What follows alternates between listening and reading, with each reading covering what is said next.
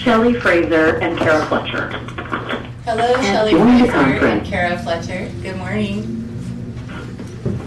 Good morning. Happy Catterday. Happy Catterday. Okay, it's 9 a.m. in the morning, so good. I'm going to call the meeting to order for the Lawyers Assistance Program Oversight Committee, Saturday, October 20th, 2018.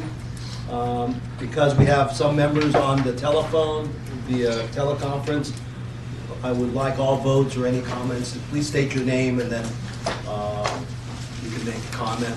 And it would be helpful if, for those on telephone, if they want to say something, you can kind of let me know you want to speak and say, I want to have something to say, and I'll let you in.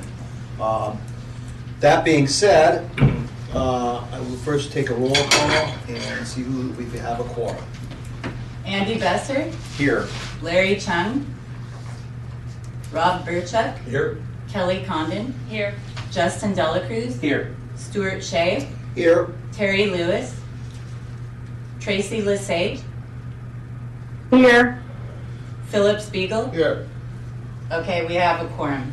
Great. So this is a one single purpose meeting to discuss the what we're going to do with the Lawyers Assistance Program going forward. But before we do that, I just remembered that we got to approve the minutes. So everybody had a chance to look over the minutes from Saturday, September 15th.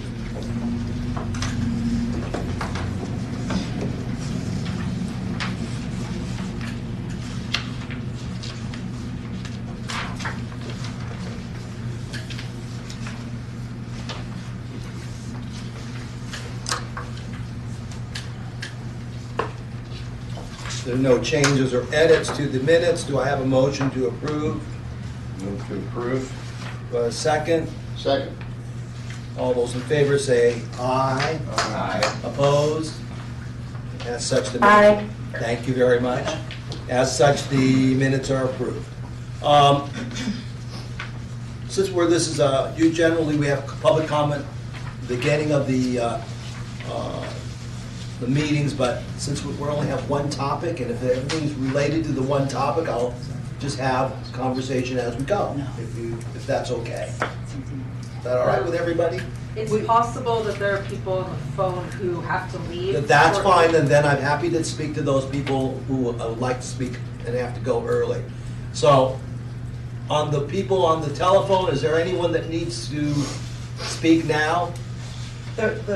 What we were going to do is I was going to speak first, then Jennifer, then we have two, because it kind of all piggybacks on what let's that go. order, and it will be very, very brief. Okay, go ahead. It's not going to take a long time. Okay, go ahead. Okay. So for the benefit of those on the phone, we're going to allow Lita Abella to speak, and go ahead. It'll be Lita Abella, then Jennifer Cantori, then it'll be Shelley Fraser and Kara Fletcher. And again, it's going to be brief.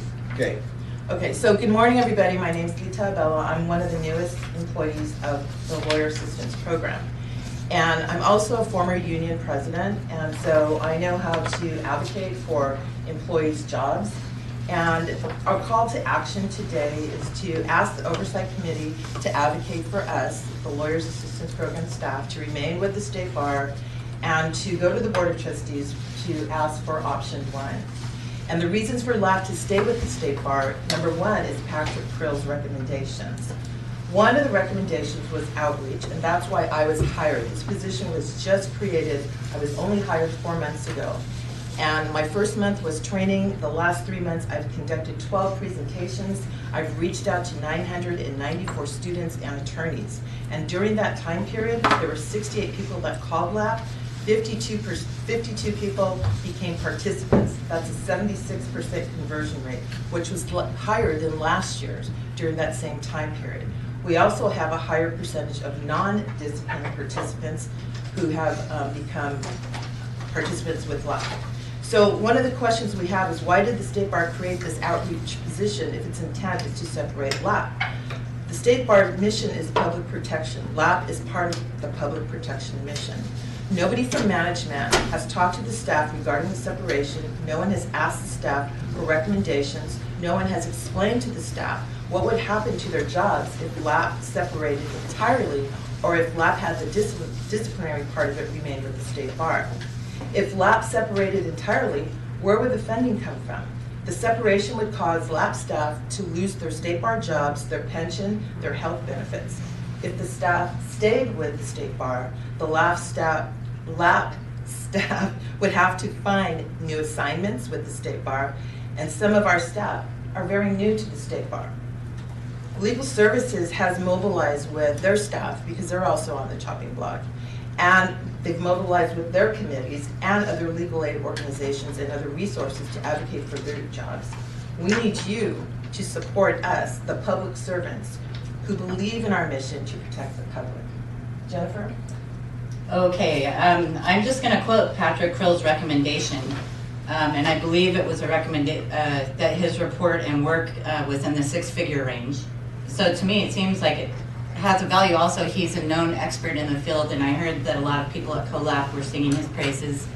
So what he says in his report is, for these reasons, it is my opinion that the LAP would be best served by remaining as part of the state bar for the time being. My opinion mirrors that of the Oversight Committee insofar as it is delimited by the present time in its applicability. I would encourage the state bar to remain engaged with monitoring the progress and overall functioning of the LAP over the next 2 to 3 years, and to reserve the right to revisit this issue in the future should doubts continue to linger as to whether the needs and objectives of all stakeholders are being well served by housing the LAP within the bar. The other thing I'd like to mention is that I think that maybe it was the last board meeting, not yesterday's, but the one last month and the one before it, the Board of Trustees said that the LAP is underutilized. It's also, Patrick's report also says that all LAPs are underutilized. So if they're trying to increase utilization, is there any proof that outsourcing the LAP would increase the utilization of the LAP program? And then lastly, I'd like to say we moved to a new location across the street, and now it's more confidential and there's less stigma. I don't think we've really had time to see what effect that change has had on our program. Next, I would like Shelley Fraser to go ahead and make her comments. Good morning. This is Shelley Fraser. I'm the newest clinical rehabilitation coordinator. I was hired in January.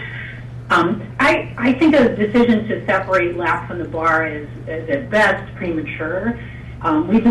We've had these changes we've made to increase the visibility of LAP by hiring a new outreach person, Lita, as she's mentioned, as you all know. And already I've been receiving calls from law students who express they feel really comfortable because they attended one of Lita's presentations at their school. It's really heartening. And we've also made the process changes that participants are vocally recognized as improvements. And we're getting that feedback regularly. I happen to inherit, because I'm new, a caseload of people who had experienced the EC process prior, and so now they're working with the new process. And I'm getting a lot of really positive feedback, saying they find the new process more disarming, more consistent, and more transparent. And when we add these 2 points to Patrick Krill's recommendation to give the program a chance to grow and function with these new changes, it really seems wise to do as he suggested. When I was attending CoLAP, I met with several people who sang Patrick Krill's praises. They just talked so highly of him. And I hope we can reconsider the option of delaying such an important decision until we've had a chance to really actually evaluate the benefits and risks of staying with or separating from the state bar. And that's what I have. And here's Kara Fletcher. Hi, this is Kara Fletcher, and Nicole Roger and Alex Busick, who are also clinical rehabilitation coordinators with LAP, aren't able to be present today, but I've spoken with them, and on behalf of them, we want to echo the sentiments and statements that Jennifer, Shelley, and Lita have made. I think they're pretty succinct and clear, and I just wanted to say that we support our coworkers, and that's all I have. So to sum it up, our call to action again is we would like the Oversight Committee to advocate for us, the Lawyers Assistance Program, so that we can remain with the State Bar, and please go to the Board of Trustees and let's move forward with option 1. Thank you for your time. Thank you. Is there any other public comment? Okay, seeing no more, we'll move on our agenda here. I have no report really, other than we want to have this meeting. It's a one-issue meeting primarily. We'll go to the staff reports, recent developments. Very briefly, the most recent development was that Lita, Shelley, and I went to COLAP in South Carolina at the end of September, the annual meeting. So we did have a presence there. I think we did a lot of good networking. I was able to talk with a lot of other state directors and get some ideas for all of these changes that we're talking about and directions to go.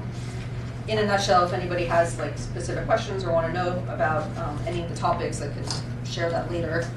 And the other recent development, Lita has, well, I'll let Lita speak first about outreach. So what we've done is, what I've done is created a new brochure, and I'll pass this around. We only have a couple because they're actually being printed, but we have this beautiful new brochure that follows the State Bar color codes, and I'll let you read it. We also created some flyers that we have been using for our outreach to law students and attorneys and bar applicants. And you can see it's a big difference from the old brochure that we had.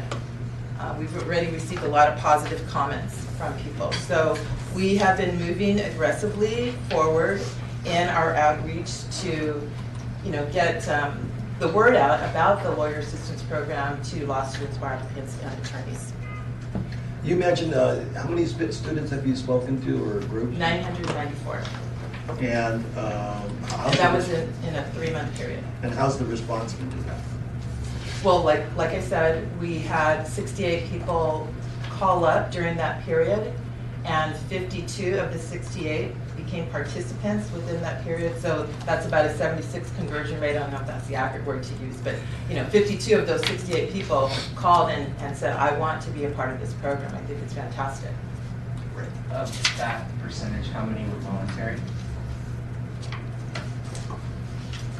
I don't have that breakdown, but I do know that our non-discipline Yes. in that time frame has been higher. Last year during that time frame, we had 11% that were non-disciplined. This time, in that time frame, it was 21%. And 52 new participants, what percentage of that is now of our current total? I don't have a number. You mean how many of those 52 are still in the program now? No, so we had, what, about 150 last year? 100? I think it was 143 were new purchases last year. 152, 43 new? Lita, do you have that? What our current number is right now? 127.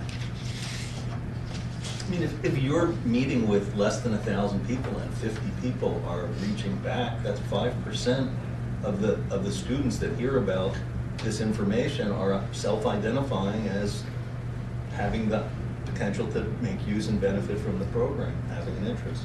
That's a significant penetration rate. I agree. Any other comments, questions? Anything else, Michelle? Nope. Okay, thank you very much, thank you very much. Moving right along, the business discussion is going to be... Shelley Fraser and Kara Fletcher Yes. has left the conference. We're going to be talking about what we're here for is the work that Kelly and Justin worked on. And so, Valerie, you two want to carry the day on this, go ahead. I think you have a, Yeah. Greg and So Michelle have the... well, do we want to, I guess I just want to make a comment is that, one, I know this is an extra meeting, and so I appreciate that everyone's here. We did meet three times, and discussed options. I want to tell you, Justin's awesome. Justin's the one who really has the scope on all this and stuff about And, you know, one of the things that we also commented is that, so Greg has his presentation, but, you know, from the meeting last time is, you know, many of us expressed we're not happy with these options. And so we have to give input on the options so that it can be the best possible. But I think that part of this meeting to discuss about is, do we still put a cover letter with it? Do we still do whatever about what we really, our true recommendation is, which is not what is going to be shared. And I think that's part we have to discuss about after this happens. Okay. Do we have what's next? Who's presenting from this point? Well, Michelle and I will tag team on this presentation. Joe, do you mind logging us back in here? Oh, yes, of course. Good morning.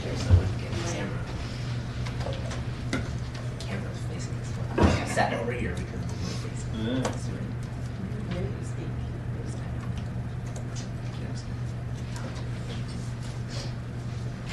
So thank you for that introduction, Kelly. As I had mentioned, I control the clicker, but that by no means means that I'm the key presenter here. So Michelle and I will tag team, and I will ask her, Kelly, and/or Justin to chime in as we go through this. Just by way of introduction, this presentation is focused on the action plan that was required of staff following the September board meeting, where they asked us to start putting together implementation plans for option 2 and option 3 from the staff report that was presented during that meeting. And as Kelly had alluded to, since the last operating committee meeting, Justin, Kelly, Michelle, and I set up weekly telephone conference calls October 4th, 10th, and 18th to talk about and move this process forward. So just by way of sort of refreshing your memory, if you recall, option 2 was to separate voluntary referrals from the state bar program while retaining the disciplinary and moral character referrals. And then option 3 was to separate the entire lawyer assistance program from the state bar. And I think this is probably a good point to maybe refresh everybody's sort of recollection on what the objective of today's discussion is, and ultimately what will be presented to the board during its November meeting, because as of recently as of last Thursday, I think there was a little bit of confusion even amongst the 4 of us about what that process was going to look like. So we're obviously having this meeting today because as we present sort of our initial findings, this is really meant to serve more as a discussion point for some of the sub-options that you'll be seeing here shortly. And we're here ultimately to solicit your feedback and your comments so that we can further refine what it is that we're ultimately going to be showing to the bar in its November meeting. Now, what it is that we'll be presenting to the bar is a high-level implementation plan of the various sub-options and whatever it is that you ultimately decide is the appropriate course of action. But given that there's going to be 4 sub-options that we're presenting here, clearly the board could choose to decide amongst one of those 4, out of maybe a 5th, I'm not sure. But based on its decision, that's going to drive what sort of the subsequent action plans are. So that's precisely the reason why the information that we'll be presenting during the November meeting will be fairly high level. We had talked about specific items like what is fee splitting is going to look like potentially in these sub-options. And we all discussed that it's probably way premature to go down that level because we don't know precisely what the board is going to decide. So that's sort of as a backdrop of where we are.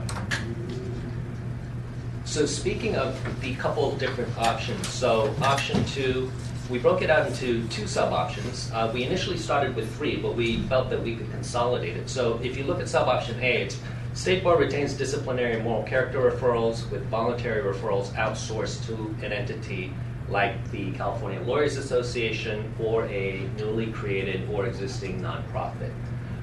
Sub-option B, or another option, would be, once again, the State Bar retains disciplinary and moral character referrals with voluntary referrals outsourced to an existing provider like an EAP, Employee Assistance Plan. And Sorry, would you just restate what CLA stands for? it's the California Lawyers Association. Thank you. Sure. That used to be the sections of the state bar that was separated off. Thank you. And Michelle, do you want to just give a quick overview of sort of the EAP? I know you've had some preliminary discussions with a potential provider. There, well, of course, there's a lot of different EAPs that are private companies that have contracts with other companies to provide services like individual counseling or referrals and different resources to their members. There's one company that contracts with 3 other state lawyer assistance programs and does different things with each of the 3 states, but that was the company that I spoke to, and they are a national company. They have contracts in California with other like privately held companies, so they have a network of providers in California. So they would be able to provide some sort of support. It seems more akin to like our transition assistance service, so 3 individual counseling sessions and can hook people up with other kinds of referrals. They don't do any of the outreach like to law schools or to providing continuing education type of things for attorneys. So that part I wasn't able to find from any other existing company or even nonprofit or anything out there. But if it were just to give some support to voluntary referrals, there are options, and it seems like this company, the other states who have used them for their lawyers have been satisfied with them providing that level of service. So moving on to option 3. So we further broke out option 3 into 2 sub-options. Sub-option A being outsourcing the entire lab function to an entity, once again, like the California Lawyers Association or a newly created nonprofit. And then sub-option B would be to outsource the lab functions to an existing provider like an EAP. And as Michelle mentioned, our preliminary findings is that there hasn't been a lot of sort of fruitful options, although clearly we'd look into that more if that would be a direction that either this committee or the board decided to pursue. Now, one thing that I know Michelle was thinking about initially was, could we also contract out to individual providers? She'd met a number of people at an event that she went to who did monitoring. And so maybe if you could just talk a little bit about sort of why ultimately you thought that option wasn't a viable one. They were, the group that I went to was the San Fernando Valley chapter of the Employee, I don't remember what all that acronym, it was Employee Assistance Program Association or something. And so there are individuals who do monitoring. So it would just be like a therapist in private practice, so an individual in private practice who will help their private clients be set up with the urine testing, treatment programs if that's what they need, help them through the court process because a lot of them are doing this because they're required by the criminal court system. And so originally I'd been thinking that was an option, that there are other people out there who are doing this type of monitoring work like we do.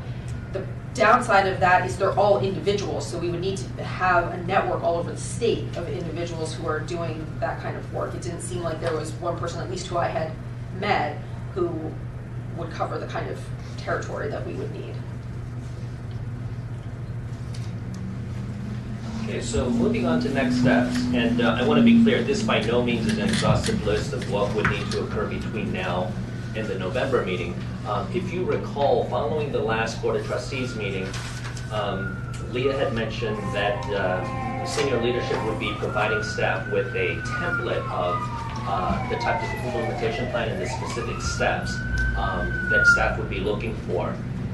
And we actually do have that template, and this is just a very sort of high-level overview. And we've started some of that implementation plan. It basically talks about specific action items, who would be responsible for it, what the associated dates would be. So the first bullet point, investigate the viability of an organization like the CLA or a nonprofit absorbing the various lab functions. I know that Donna has had a very preliminary discussion with someone at CLA, but clearly those discussions would need to be fleshed out in far greater detail to see if that would even be a possibility. So clearly we would need to have those discussions with the various potential entities that might be able to take over the lab functions. Preliminarily review options for fee splitting. As I had mentioned, we had talked initially about that. It's probably a fairly, I don't want to say complicated, but it's going to require quite a bit of, I think, digging in terms of how that would appropriately be done in whatever the new structure might be. Determine staffing implications for the various sub-options. What does that look like in terms of existing staff, potential new staff? That would obviously need to be looked at very closely. And and then finally evaluate what may be required in terms of potential statute and rule changes. And we did have a preliminary discussion with Robert Ratana from the Office of General Counsel on Thursday to start those discussions. So I think this is sort of a very good first step in terms of what would happen between now and the November Board of Trustees meeting. Clearly, we would continue to solicit your feedback in however format you would like that to occur, whether it's continuing to have weekly conversations with Kelly and or Justin.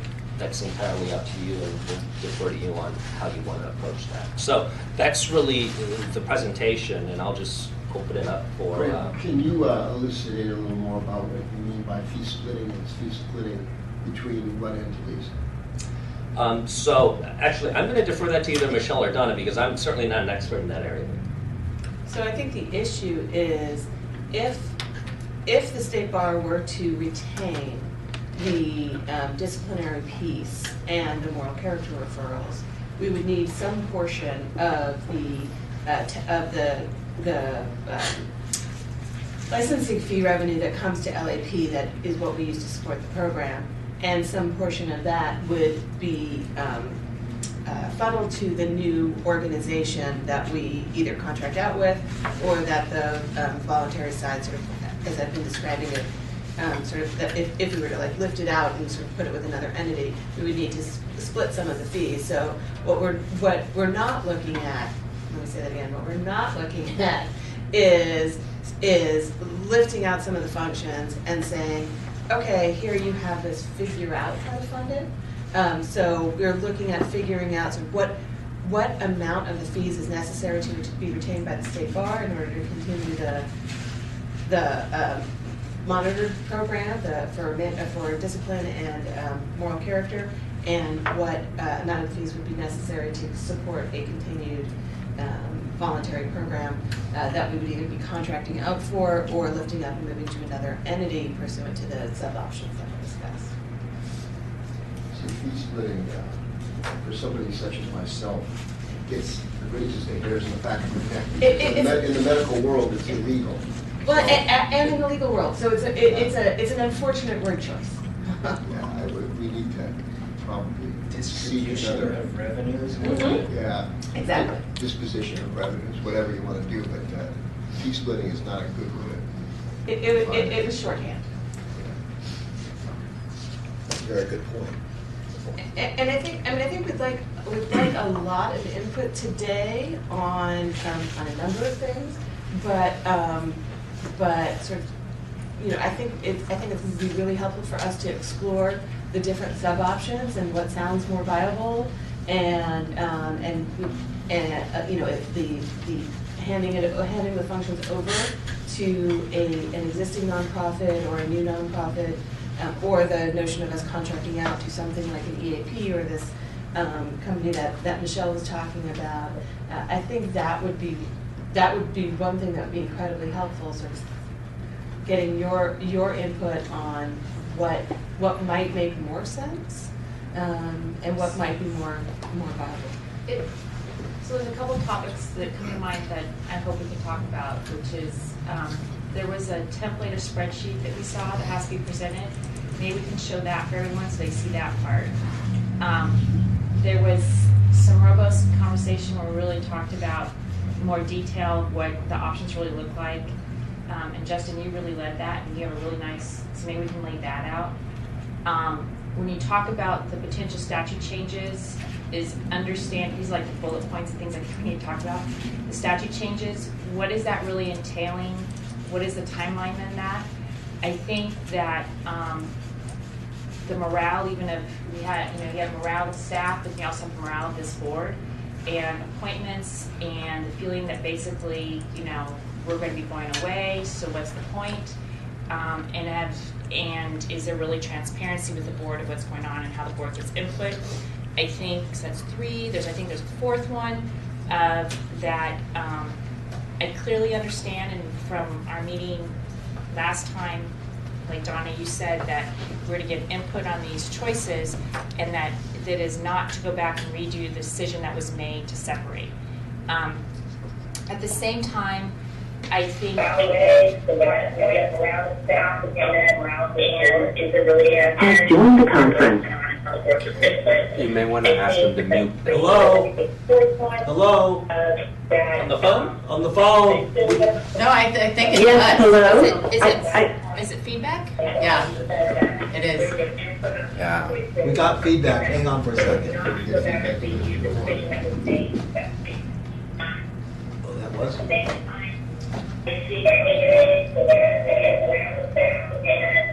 Yeah, it's feedback from us. It's not that. Is anyone else on the phone? Since the Tracy. Those who are on the teleconference, could you please mute your phone unless you want to speak, please?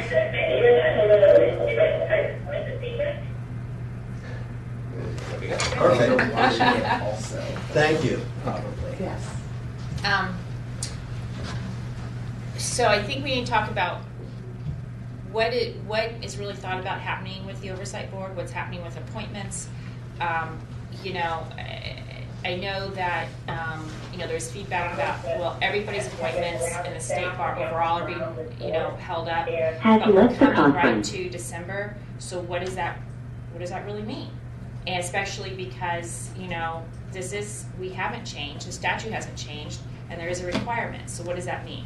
And I lost my train of thought when that happened, because that was, there was another point that I started on. I think you were going towards what the LRP Oversight's committee about.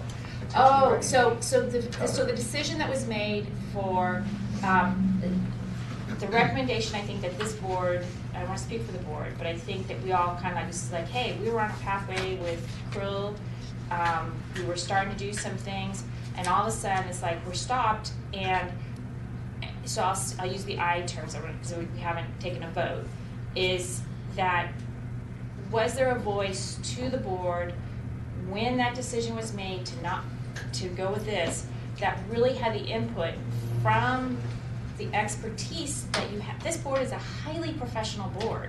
I mean, this just isn't like people like, hey, I'm going to go volunteer on a Saturday and clean up trash. I mean, this is a board who comes here because of expertise, and I don't think that expertise was heard, given input when the decision was made. I understand, Donna, as you say, they can't go back and redo that, but I think that there's a responsibility of the board.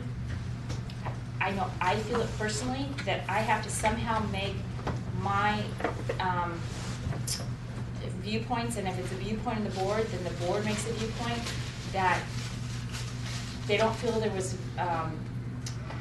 sufficient input into the implications and research and understanding of you know, mental health and addiction and the options and what the intent of this program was, and how it goes. And I think that if, as a board, we don't do that final step, even if it's like we make a presentation, we do something, they say, thank you very much for your presentation, and they go on. I feel like that we didn't do our due diligence as this board. And, you know, if we're slayed in front, fine, okay. But at least we made the point, and it's on record, and it's there. And I think also that there's an underlying theme about money, where when we talk about the funding of all this, there's that background rule that doesn't get brought up about, hey, if there's any money left over from the LAP, then it can go to the bar. So you have a dual conflict of, you know, we can buy the no-name, I'm just, you know, we can go to the grocery, we can go to the 99-cent store, and we can buy something that says this is Coke for 99 cents. But it's not, what is that really going to give us? Because now I get to go take those extra $3 I didn't spend at the 99-cent store and go do it for something else. And I'm the one who owns the money, and I can, on an outward face, say, hey, look, I did do this because I bought it. Here it is. It says it right there. And so is there a dual conflict and a dual role that you have whoever deciding on the funding for an organization when they really want to use the funding for something else, and is so I think there's an underlying theme of how does that all work in, because it gets into the Sure, into can choices. When Kelly's done, can I make a comment? Yeah, I think that's my It's list. I crazy. should have taken notes of my own list. Go ahead. All right, I just want to say that I completely agree with what Kelly is saying. She made some very strong points. The one thing I want to mention too, that this is not isolated.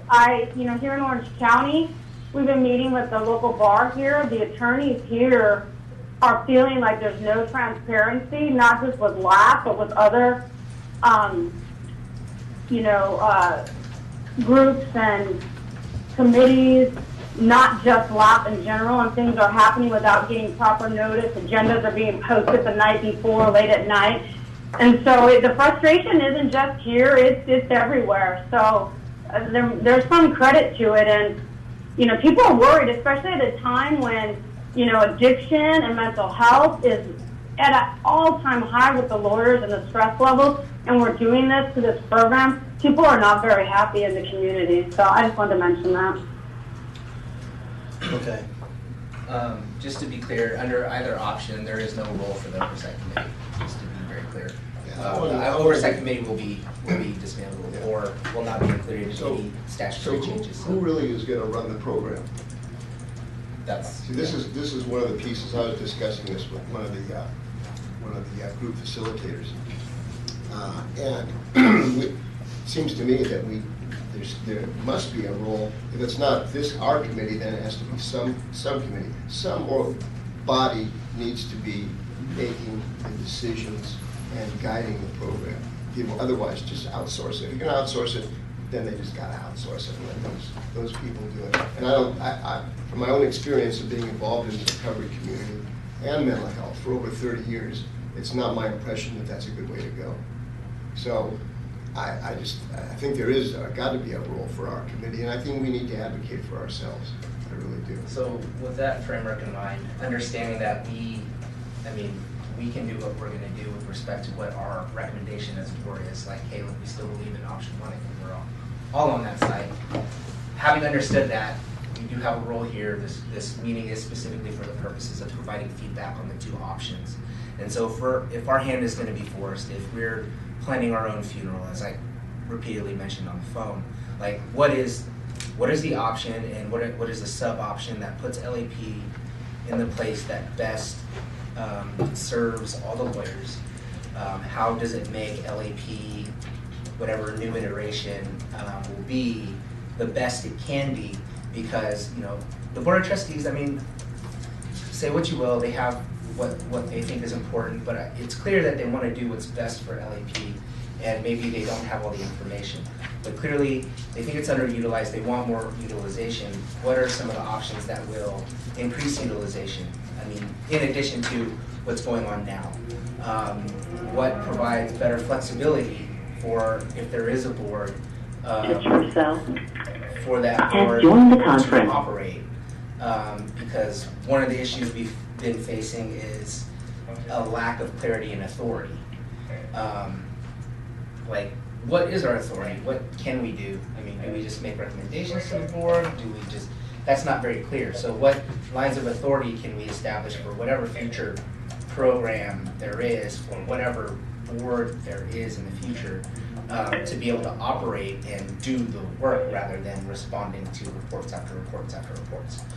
So I don't want to minimize what our thoughts and feelings are on this with respect to the three options, but I do want to kind of reiterate, we do have, they are asking for our feedback, and if we can, and especially because I'm no expert in this, I just went through it, that's all I know. And I have a little bit of budget experience, and I have a little bit of hustle, but you guys are really the experts. So the reason why I wanted this meeting was so that we could get your input on the things that are being forced upon us. And I kind of think we have a duty to just provide feedback. So, the day after our last meeting, sort of having stewed a bit on the meeting for a day and a half or so, it strikes me as, in a sense, farcical that this group is being asked to make a recommendation to the bar at this point regarding how they implement these options. I don't think this is a group that has expertise in outsourcing of these kinds of programs. I agree with Philip about that there are challenges when you outsource to overseeing and maintaining quality. And my perception is that that has not been one of LAP's strengths.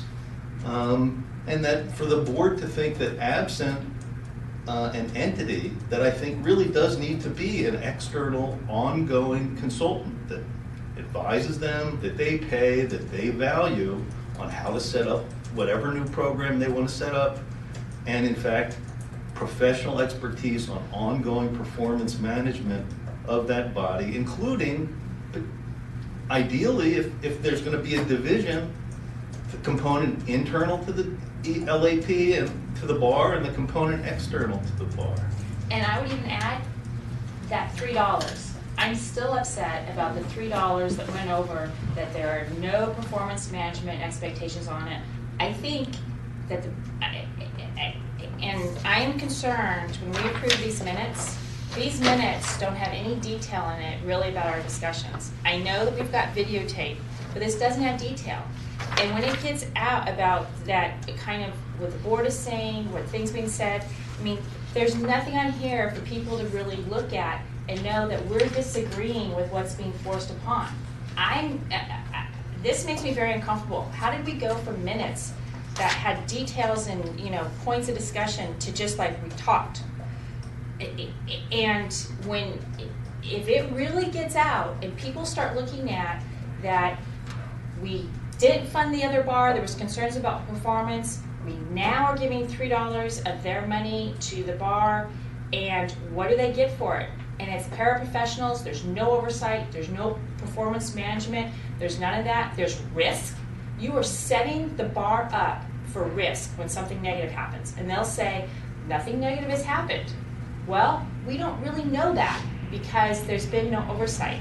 So I 100% agree with Robert that there are some decisions being made that I'm going to give goodwill to the board, but I think that they haven't been fully informed. Any other comments?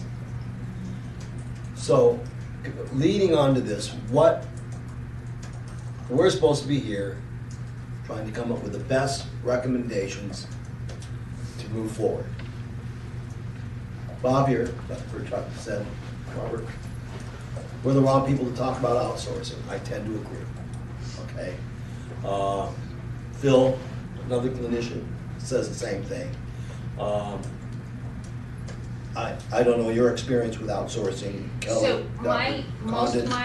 Justin in our meetings was really good in the sense he had more experience with kind of nonprofits and things of that nature, and which I don't have that type of experience with.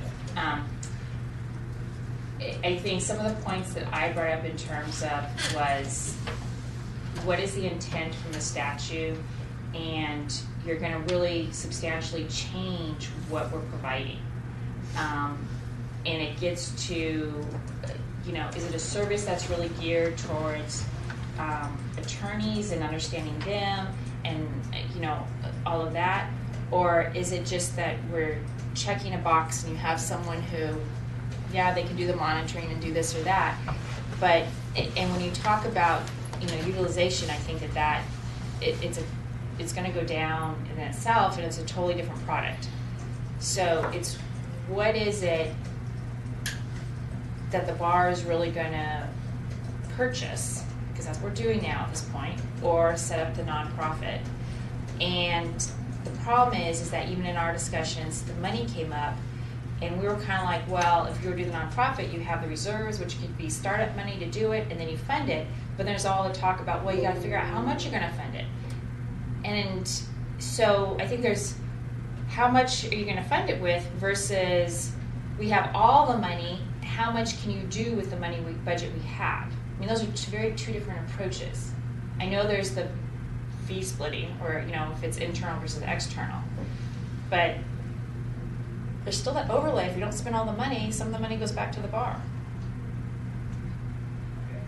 I was wondering if we could focus our discussion a little bit. So we've been talking about outsourcing, and maybe we should define what we mean by outsourcing. Yeah. Do we mean outsourcing to a private, like EAP, which is option 2? Are we talking about housing? And I don't like the use of the word voluntary referral because I think that's too simplistic about what the disciplinary, non-moral character folks or portion of the LAP will do.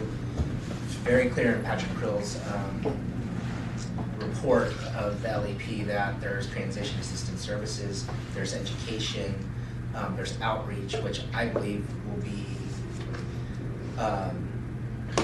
would probably be a more significant function of any outside entity. So I think it was clear that if we gave this to some existing entity, there would be no outreach, there would be no education. So in my mind, that would kind of not make any sense for splitting the bar anyway, or splitting LAP anyway. I mean, I would just go back to suggesting we don't know. We don't know enough. Yeah. Do you I'm have sure, I have no doubt that a consultant could develop a request for proposals and procure a number of proposals and evaluate them and select someone. But that's good input for what we should present as an implementation to the board, right? So what you're saying is, part of that implementation should be to get a consultant, to have the consultant prepare probably an RFI for, and we can figure out the specifics of it, but an RFI for information on who's available. But that's such a basic function, that to be spending our time for the bar to come to that conclusion as though it's really insightful. That's what makes this almost farcical. Do you have that spreadsheet? I don't have the presentation version of it. I do have a hard copy. I mean, I could give you a sense for, and what's on the spreadsheet is not materially different. It's obvious from what I presented. It starts to go into a little bit more detail about what the action items are, and I could give you some examples here. So the process would be evaluate separation of voluntary referrals, understand what's required to create potential separate nonprofit entity, or So you can't email it to yourself and just display your email?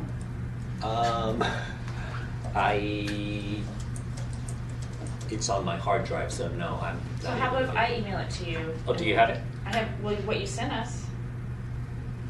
Or you could email it to Joe, Dewan. Sure, not a problem. Actually, do it at skypela@calbar.ca.gov, because that's what's logged in here. So I want to hold. SkypeLA@calbar.ca. Correct. So way back in the beginning, I also said something about RFI, but it gets to what really is our process. So like the template, was that template the board asked, or is that what we came up with that we have to turn in? That's what the executive team asked staff members to follow that particular template, and that will be ultimately one of the things that go to the board during the November meeting. Yeah, I mean, it was a blank template, and we're sort of filling in it's just so the board has a sort of consistent look and feel of the implementation plans that come from all of the committees. The inputs into the template are from this group.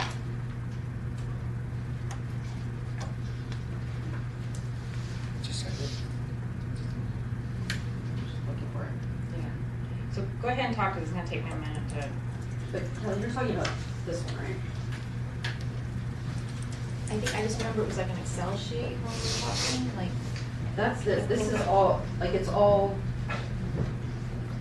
captured in the slides, but in a more concise way. Like for evaluate the separation of voluntary referrals, investigate the outsourcing options, conduct the fiscal analysis of this fee splitting, evaluate personnel impact, evaluate the efficacy of managing disciplinary and moral character reviews for officers of probation. So it's basically the same things. Okay. No, on there. I don't know if you've updated it since then. I have these from Wednesday.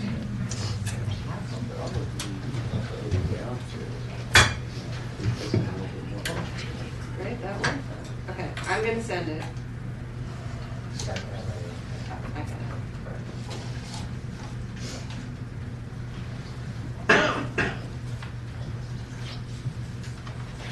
If she has it. Oh,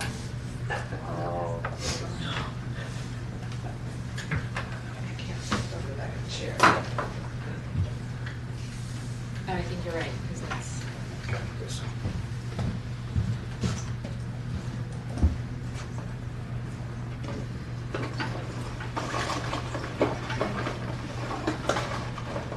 Is that a dot before the calendar? If I was in my office and I saw that, I'd be screaming at somebody, shutting down, get my computer back up. Did I lose what I was working on?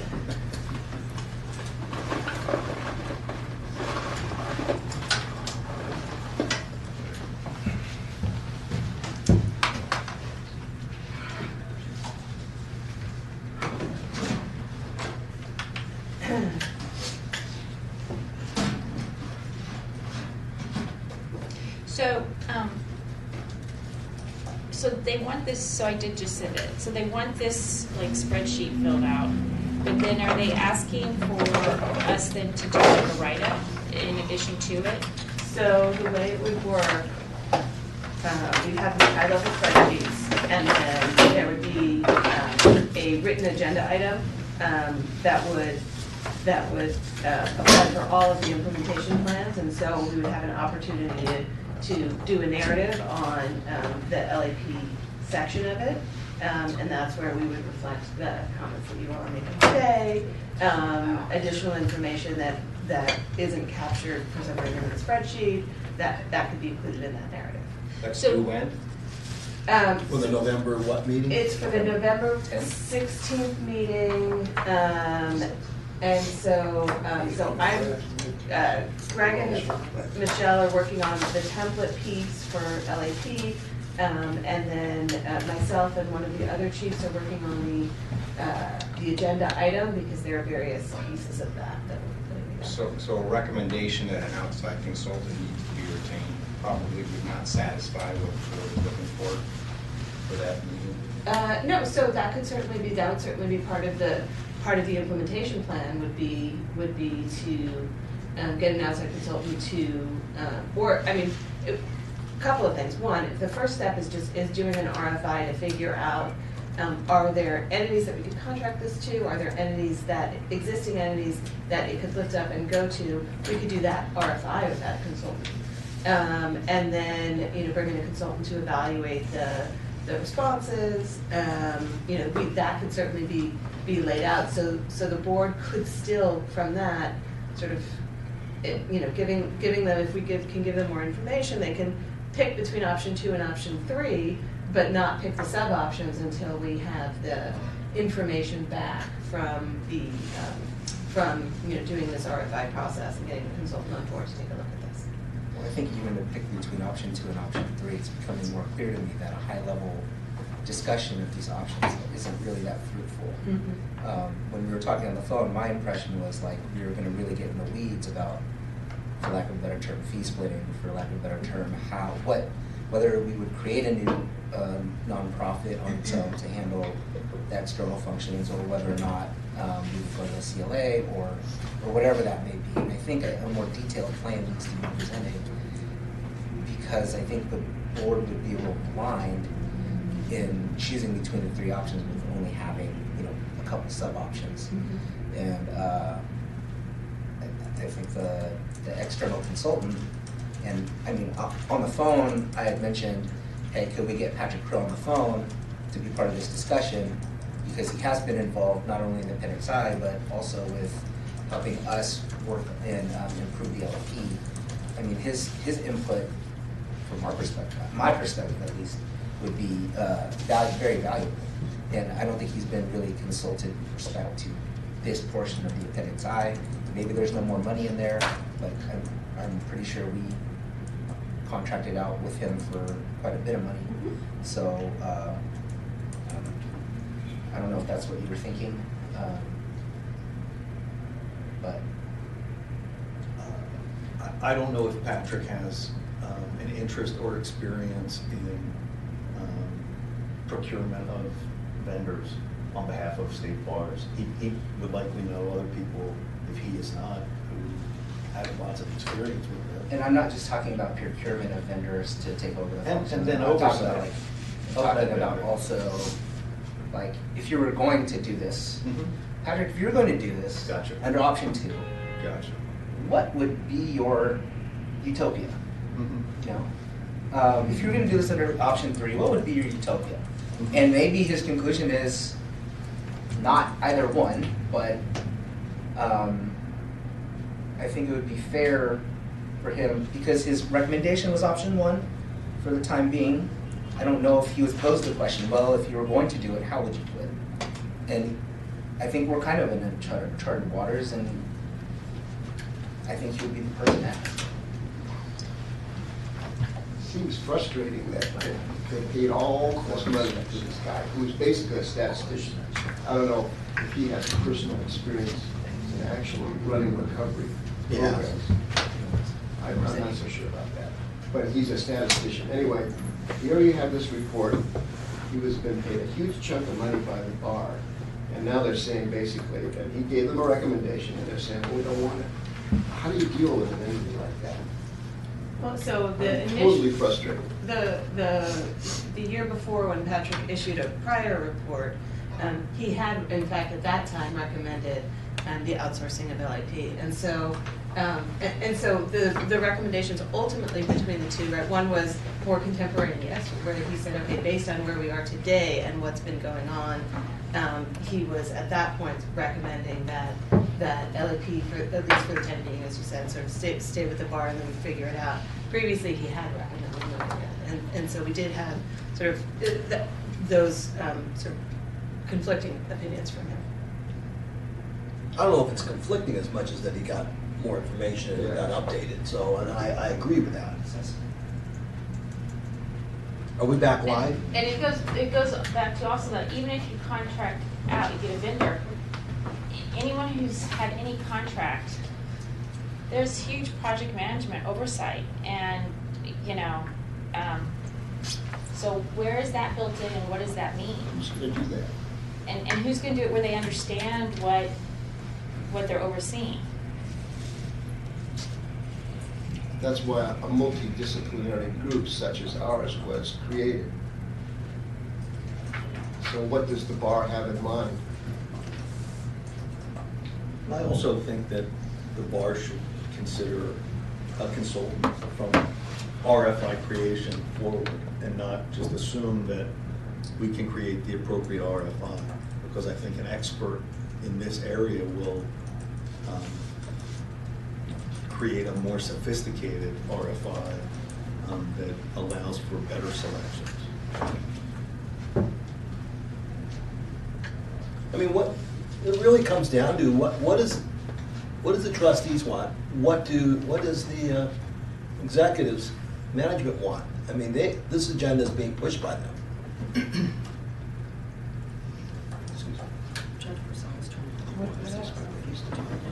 Oh, okay. Public outcry for public protection. So this is Judge Purcell. She's emailed in. Did you get this, Donna? No. Okay, so she says, I'm having a hard time staying connected in my call-in. I'm not sure why, but I wanted to add if you could relay for me the following. It seems to me that keeping the LAP within the state bar, at least for now, for discipline purposes, would be best for the courts, for reasons Patrick Krill mentions, particularly as we consider the drug court model in the future. Too many changes at once would likely not be beneficial to the participants in these programs or ultimately for the protection of the public. Thank you, Judge Purcell. So, I just want to make sure that I heard that correctly. So, it's not clear to me from what I think I heard if she's talking about option 2 versus option 1, right? So she's keeping the LAP in the bar for discipline purposes. So the discipline function, keeping the discipline function was part of option 2. So I'm just not certain if she's hearing us, if she can email. I think she was on in that, yeah, but I don't think she's on now. So Yeah. can you reply?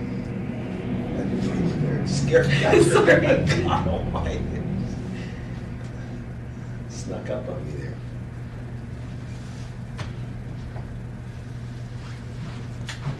So this, it's just an Excel sheet, but I think I want people to see it because if this is what they're asking for, it helps you know, again, to Stuart's point. So this is a very early version, and it's gone through a couple iterations, but at least it gives you sort of the framework of how staff has been asked to present sort of the implementation plans. And once again, this is by no means exhaustive. I think we're clearly going to need to flesh this out more between now and the board meeting, but this at least gives you a kind of a snapshot of what we are thinking in terms of some of the key activities that would need to occur, some of the key investigations that would need to take place. So I think under process, on the left side for the first one, evaluate separation of voluntary referrals needs to be reframed. Because like I said, the term voluntary referrals is not inclusive enough for the functions that are meant to be likely, for lack of a better term, outsourced or separated. So we can sort of reverse the description and talk about evaluate sort of maintaining disciplinary, only maintaining the disciplinary and moral character at the bar. Yeah. Where does the education and outreach fit into this? Because I think that, as far as utilization, is the most important piece of all of this. Is that, you know, we're underutilized because there's no outreach and no education, and that targeting the law schools and law students is you know, according to Krill, I mean, that would start at the beginning.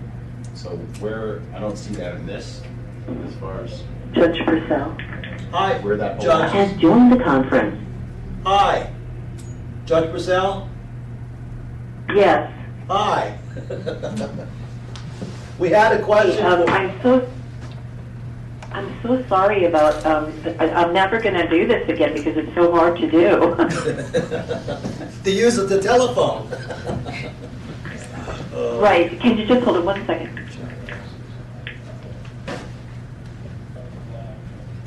I'm afraid that I haven't figured out that I had to properly mute it, but anyway, so, because it's behind or ahead or something when I'm watching that. So can everyone hear me? Yes. So go ahead and share what you wanted to say. Yes, I'm sorry to be calling in. I tried earlier, so late. What I wanted to say is that on the issue of, from what I'm understanding, is that you're looking at whether the LAP goes out either for all time or you keep discipline. And I wanted to just point out and remind you that, well, first of all, what Patrick's points about delaying it, and I'm going to say at least for discipline purposes because that's where I am involved, it would seem like maintaining the status quo at this time is the best for our system. We use ADP right now, but I don't know whether everyone is aware, but we're looking seriously at going toward a full drug court model in the future. And to me, it seems as if having the established state bar LAP to assist in that program, really all housed in one, we're all housed in the state bar for transition, and it is just too many changes at one time, and I think threatens the potential of the drug court being as successful, if we do go that route, as we would like it to be. So I just, for the reasons that Patrick Krill has stated, I listened to, and knowing that we're looking at potentially this drug court model, which is for the benefit of the participants and ultimately the protection of the public, I'm concerned about too many changes at one time to the success of that potential program. So I'm really commenting on the discipline part. I think that's where I can add in any information for you to consider as the Oversight Committee. Donna, you had a question? No, I think she answered that answered it. question. Okay. Any questions for Judge Purcell? Does that mean she's advocating option 2, which is to keep the discipline part and farm out the voluntary part? Or does that mean she means option 1 when she says status quo? Well, I guess what I'm saying is my expertise, I think, is in the area of the discipline section, and so I definitely would not like to see that outsourced. I don't think I'm the highest level expert in the area of whether or not the remainder, the non-discipline, should be outsourced, but probably for the same reasons in terms of what Patrick Krill said, that for right now it seems perhaps a time to delay doing all of that since you just got started on all of the changes that I've listened to and heard that you made. And the same reasons can apply, but I think my expertise comes in on the discipline section. I mean, I don't know whether my opinion or my thoughts count in the other area, except that I'd say I wholly agree with Patrick Krill. Thank you, Judge. And so I'm offering you my thoughts for your consideration. Thank you very much. We were on Andrew's. Okay. Now I'm going to sign off so I can listen because it's I can't do both, I guess. Right. Exactly. Okay. Okay. Thank you so much. Thank you. So we were on Andrew's question, where education and outreach fit into to this. Judge Purcell. And you're right, they need to be Has left the conference. They would be part of the exploration of contracting out versus the program ending up in a separate entity, and sort of the part of exploring whether contracting out, where would education and outreach reside? Would an entity, could we require an entity that we do if we were to contract out, could we require that an entity provide outreach and education opportunities in order to continue utilization among the lawyer and law student community? And so I think that we have to build that piece into it.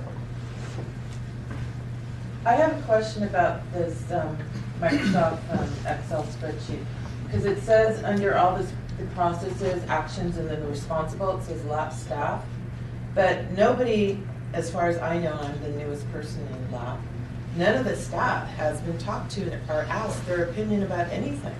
So this is a work in progress. We are just putting this together right now. We are coming up with the processes that we would be implementing to get to the ultimate direction of the board.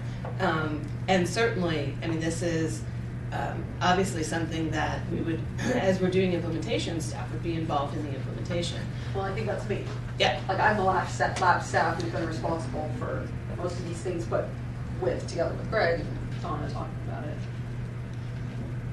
But there's been no input from the staff, the worker bees who actually go out there and conduct outreach, the administrative staff who conducts and organizes the stats, the clinical rehabilitation coordinators who meet with participants and conduct their analysis and so forth, the ones who have their hands actually doing all this work. I think the lab staff and the oversight committee are the best people to look at the problems and come with a discussion. Like I said, I didn't even know about this meeting until a couple of days ago, and literally I never even heard about all this happening until my first meeting when I was introduced in June, and this was discussed, and I was like, why did they hire me? Why did they create this position? And all of a sudden, the lab's going to be separated. It doesn't make any sense. So, and I love you. I think you are like one of the best supervisors I've ever worked for. I love our department. I love our staff. Everybody is just phenomenal. They work so hard and we work so well together. But I don't feel that we are part of the process in making decisions with this you know. this. I think you're preaching to the choir. Yeah. I don't I'm starting to smile and giggle because I don't think we are feel either. like we're part of the process. Yeah, I don't Right. think we are either. We feel So- that way sometimes. So if this goes to Justin's thing to try and help us focus, do we, I mean, we talked some on the phone, but I don't see really kind of outlined in, do we need to put the pros and cons of like option 2, option 3, and what was the reason again that they didn't like one? Why is it that they threw that out? There was no given rate. It was very clear that they thought, well, I think it's underutilized, and they felt that They didn't want find- to change, they want to change. Let's just face it. They want to change. This is driving me crazy. And, you know, they're using underutilization as a reason, but there really is no reason to change it, in my view. And so there have been discussions with board members. There was a discussion between Patrick Crow and a couple of board members who were liaisons on the LAP issue. They had a discussion about, is this a regulatory function? Is it really sort of taking a look at the bar in its new incarnation, taking a look at if, even if it is, you know, even if it is a regulatory function, is the bar in the best position to effectively run this program? What, you know, especially on the non-disciplinary, non-moral character side, is the bar the best place to run this program? There was a strong concern that was discussed about the fact that that not only are we underutilized, but that the survey instruments we put out that said if it's affiliated with a bar, I fear for the confidentiality. I am not interested in a program that is affiliated with a bar. So they did take all of that into consideration. Stuart and Justin presented at the board meeting. There was the report, and Patrick's report was included as part of that as well. And so they made the decision based on that information. So what does the legal statute provide? What does the law say? So all of the decisions that have been made with Appendix I require either statutory change or rule change or both. What the Board of Trustees did was say, this is what we, the board, think is the right way to go. When it comes to LAP, there's going to have to be some concurrence of the legislature because we'd have to do significant changes in the statute. So, hold on. So there's still the possibility that you go to the legislature, this gets all waxed, and we are still here. We have this fractured relationship. And how is that going to move forward? Because now we're under option 1. I think there needs to be discussion about how we would move forward if those statutory changes are not implemented. I mean, I think that fairly needs to be considered, because you see a lot of hurt feelings, and I mean, I'm included in one of those. But we've been showing good faith and participating in it. But there is a possibility. I don't know. I mean, I don't know anything about that portion of it. But there is a possibility that LAP stays within the bar. And how are we going to move forward? For which vested for LAP appointments expiring to move forward if these changes, which don't go into effect, as you know, they're going to be introduced in February. So, I mean, I don't know how fast they're going to be able to push this through, because it's probably going to be part of the state bar bill, right? Yeah. So, and that's going to be a decision made in June of 2019. Kelly's appointment's going to expire. My appointment's going to expire. You're going to have 4 or 5 oversight committee members. Well, it's a gag order. And so, like, Okay. how, I think there does need to be discussion about how we move forward if that is not the case. Because we're still going to have to work, well, maybe not me, but the people who are here who still have time left on their appointments, they're still going to have to work with the board of trustees, and we're going to push forward, at least with respect to the outreach and all the work, because we have been neglecting the work of the LAP, at least with respect to our function, because we've been responding to report after report after report. So I do think that there needs to be some discussion about option 1, and I think that needs to be reiterated to the board that And I don't know if I need to personally show up again on my own dime and say, hey, look, this all assumes, as part of the state bar bill, this passes. So, And I think there was something about, because I'm just trying to rack my memory, I think there was something about, you know, like prevention, like public prevention, and, you know, because I think that's one of the new mandates, like how does this fit in? Yeah, public protection is the primary mission of the bar. Okay, so public protection. So I think, you know, if the board didn't have an opportunity, I think, and maybe Stuart and Justin did in their statements, but, you know, would it be helpful if the board put forward a statement about public protection, how this really does serve public protection, and in what way? I mean, there's so many misconceptions about mental health and substance abuse, and the education and the outreach is huge.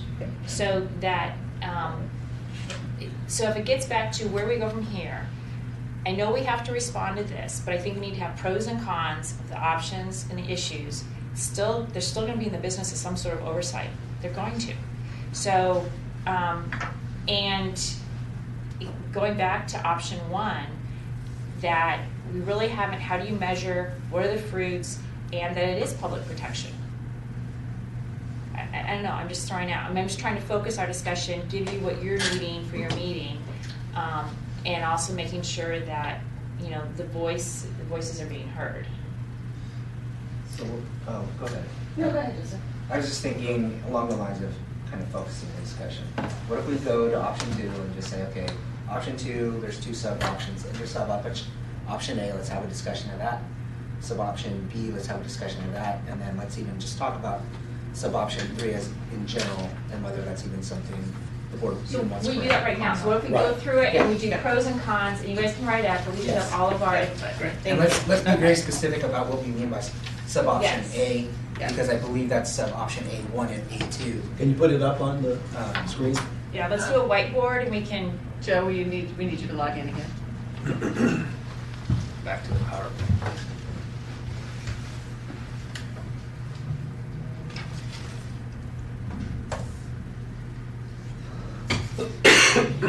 So, as a reminder, option 2 has the non-disciplinary, moral character. I keep thinking that NCLE. I would do a Word document, because we're gonna need, or if you wanna do PowerPoint, you can, but we're gonna need to take notes. I'll take notes. Oh, you'll take? Yep.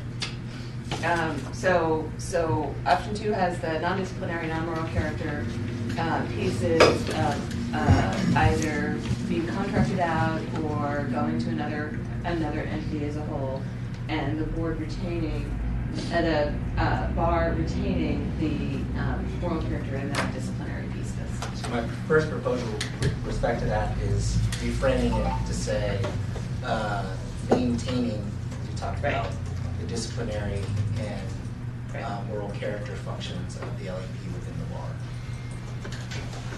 Versus option B, with the state bar retains disciplinary and moral referrals with voluntary referrals outsourced, right?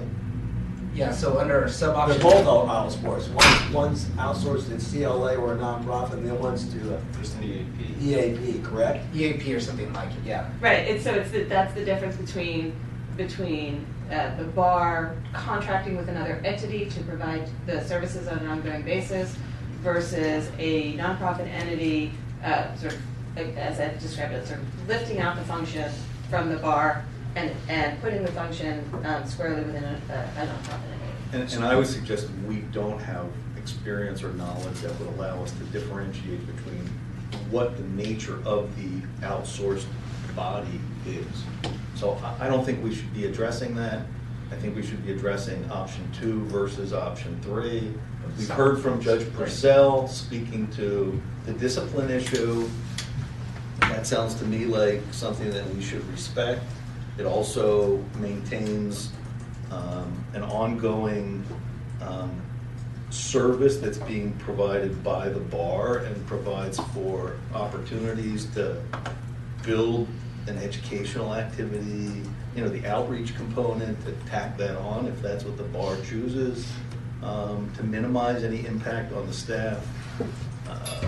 So while when I wrote 36 hours after our last meeting, suggesting, you know, one vendor, one oversight body, set it all up and, you know, and make it work as best you can, with Judge Purcell's input.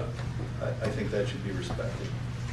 But I think it invites some chaos, you know, to divide these up and try and figure out what kind of performance is occurring for the voluntary participants, or the voluntary participants. Is the bar really just saying, voluntary participants, you're on your own? You know, here's something that we are endorsing for your utilization, but you're on your own. You know, and I think if the bar wants to take that posture, that's not entirely unreasonable. Yeah, I think what the board is saying was that they don't feel like the bar is the appropriate entity with the appropriate skills to do that for that part of the population. So if the bar is going to take that position, why are they attempting to oversee and create an entity to do that? If that's not their responsibility, it's not their responsibility. How does that address public protection? So I'm not here to. Yeah, I understand that, but that's really neat. Somebody needs to say that. Sorry. So how about we stay? So how about somebody we stay on needs track? to point this out to them. So Part of the proper conduct of dealing with substance abuse, and they're the ones who are telling us you don't have enough outreach, you're not getting the message out. Well, why do you want to get the message out? You want to get it out to try to prevent so-and-so from having his alcoholism take him over and then act in bad faith in terms of his clients, okay? So where's the public protection in not doing that if you're telling all of the voluntary people, as Rob is saying, well, you're on your own. Get your own. Yeah, we endorse it, but get your own. Either they have to decide to have a program or not. If they want to have a program, this body was created in statute to do that, and now they're saying, oh, we don't like the statute, so let's just change everything. And I've gotten to the point where I am incredibly, I'm outraged by all of this, I gotta tell you. And I think we need to speak to the board straight. Like, Maybe. I mean, Stuart called for volunteers to show up a month ago, 2 months ago, and I mean, I know we all have busy schedules, but doing this through Donna probably is not very effective. It's not We need to speak directly. it's not fair, Donna. He's not fair, the middle, Donna. We're not- the middle person. We're not- Yeah, and Yeah. you know, if you really want your voice to be heard, you show up on the 16th, you get your 2 minutes of public comment, and you know, that's the way we probably have to do this. Because we can write a letter, but I mean, I think every person in this room who's associated with the program has something to say about it, and maybe some people can and cannot speak. But for us who are on the board, we probably have a responsibility to speak to the extent we can make it there. So that's kind of my responsibility. That board meeting on November 16th is in San Francisco. So is it the 16th when this issue will be heard, or is it, because it's a 2-day hearing? Yeah, so the board meetings are always 2 days, and September was a little different. Historically, the first day are the board's committees, programs committee, rad committee, et cetera, and then the second day is the full board meeting.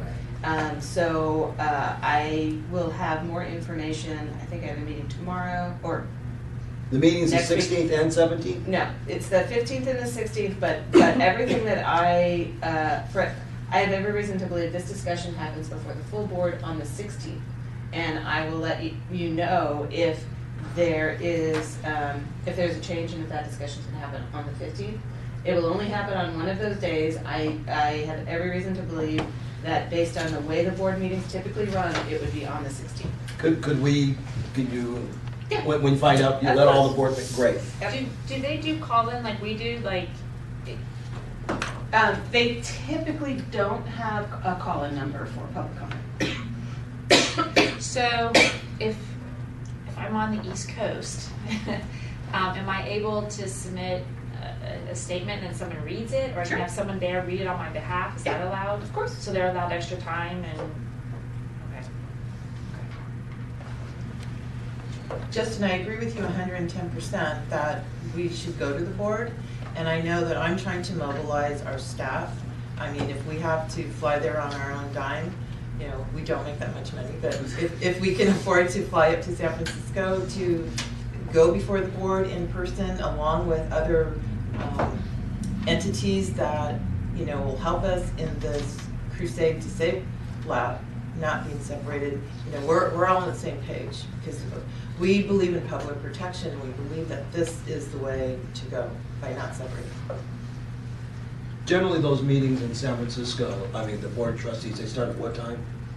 On the Friday, they usually start at 8:30. Yeah, that's why I thought it was early, yeah, okay. I just want to be crystal clear. The board believes very strongly in its mission of public protection, and assertions to the contrary just are not true. They do. The board believes in its public protection mission. It believes that it is not able to properly conduct the non-disciplinary, non-moral character part of LAP, that the state bar's involvement in it is a hindrance to its success, and that's why it is moving it forward. So I just need to. Yeah, I think offering the opportunity for the LAP Oversight Committee to voice whatever they need to, because Sure. there is no communication between the Board of Trustees and the Oversight Committee. There's none. And it unfortunately comes through from you, and you get our ire, and you probably get their ire over there too. So I think. So Donna, do they believe that they can't fulfill their obligation under the statute as it's written? Is that what they believe? They believe the most effective way to operate the program, the voluntary, I'm just going to use that word because it's that's shorthand. No, that's fine. The voluntary part of the program is for it to exist outside of the bar. And is it clear to you, or do you have any notion of how they're willing to fund it? To what extent are they willing to fund it? And that's what we're looking at is sort of what the appropriate distribution of revenue is. So we receive $10 from every active licensee. $1 of that is now going to the other bar. So the question is, how much of that remaining $9 would be if option 2 were selected and the bar were to retain the disciplinary and the moral character, how much of that $10 is needed to support that function? The bar would retain that, and how much of it is necessary to support the other functions? The bar would transfer that part of the funding.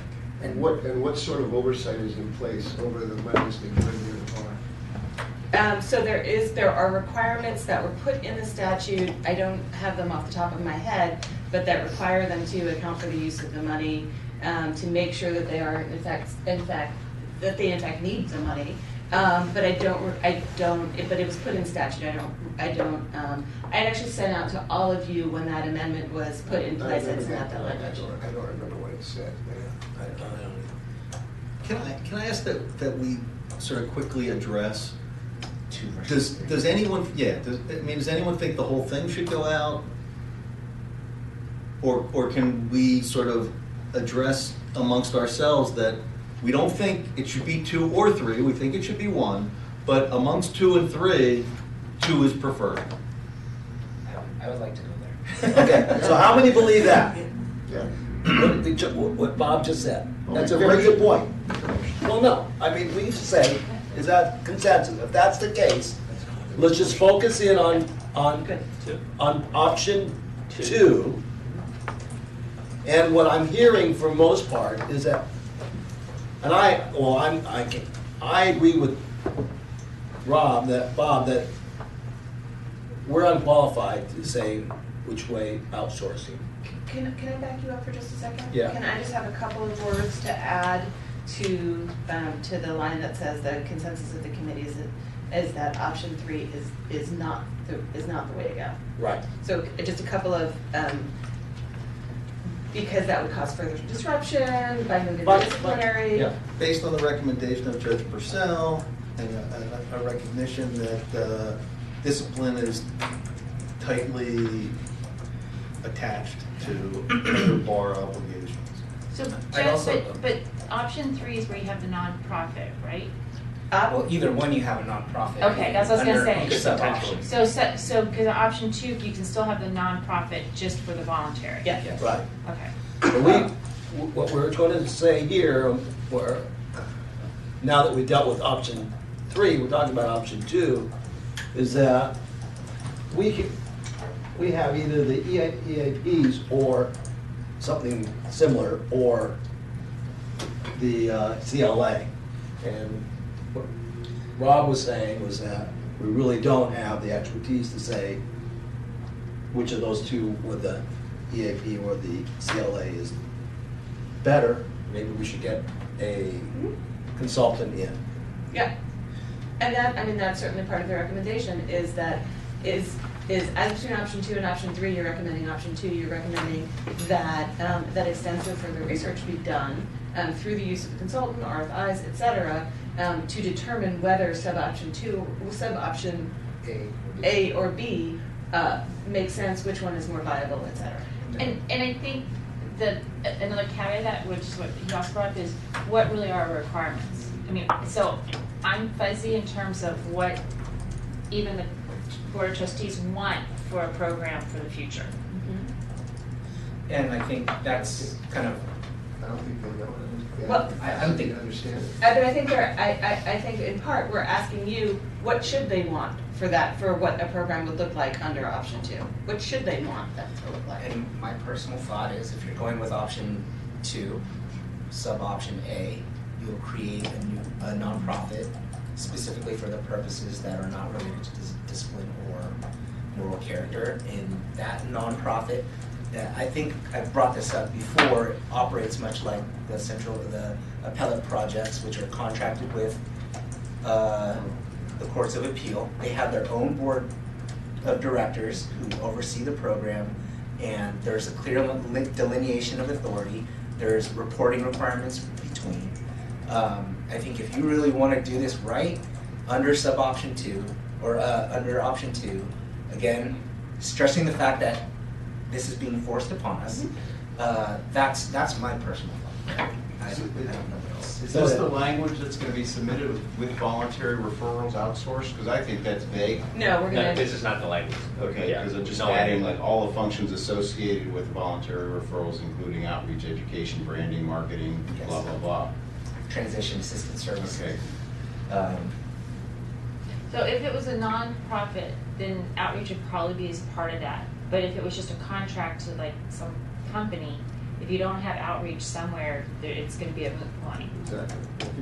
Or you would- To an entity like Maximus, all they're gonna do is, they're gonna conduct urine testing and things like that, but they're not gonna do any outreach.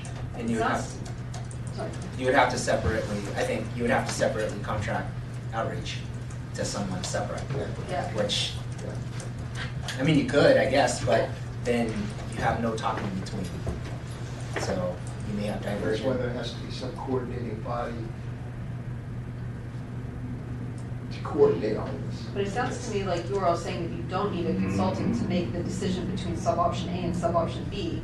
I haven't heard anybody say anything in favor of sub-option B, of just, that's the 99-cent store option that Kelly was talking about. This thing already exists, we just give it off to them. Well, And there isn't something that already exists. that And doesn't- Michelle, I agree with you, because one, you said it'd be a hodgepodge all over if we did it. We'd have to have a lot of. Well, that was one of the models you came across. Right. Was a Right. network of a hodgepodge network. Right, and that seems like more hassle than it's worth. There are any number of ways that, for-profit entities deliver these kinds of services.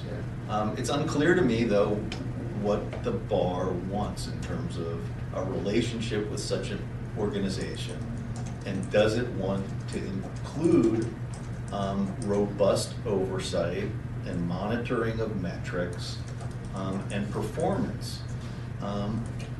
Or is it more saying, this isn't really our primary responsibility, that our primary responsibility ties to discipline, moral character, and those that have other challenges, we want to be supportive and facilitative, but we don't want responsibility for a program.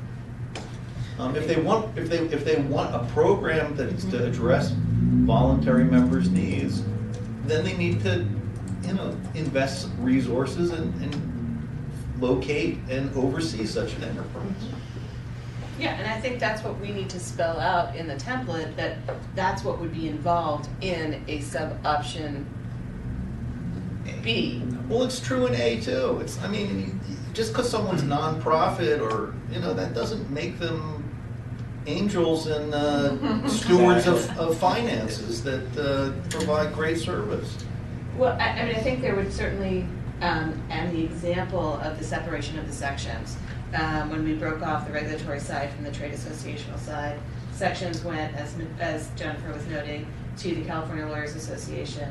They continue to receive funding through the licensing fee bill. It's for the same way they did before, the voluntary checkoff that, I want to join the family law section or whatever, and that money goes. And we do have contracts with them that require them to provide us certain information. So we could I can envision the same kind of relationship with a nonprofit where, because we are providing them money that comes from licensing fees, there would be a certain amount of information that they would be required to report back to us on a regular basis. The specifics of what that would need to be, that I don't know, and I'd like your thoughts on what kind of information you think the bar should be getting back in order to make sure that we are contracting with, because a contract could change, right? If the entity's not doing what they need to be doing, you contract with a different entity. So what information would you recommend that the board would need in order to determine that the entity is providing the services in a way that it needs to be provided and should continue to be getting those licensing fee revenue directed to it? I don't think the performance metric design is that complex, but I don't think it's going to be value coming from this body. Okay. They need to hear it from someone else.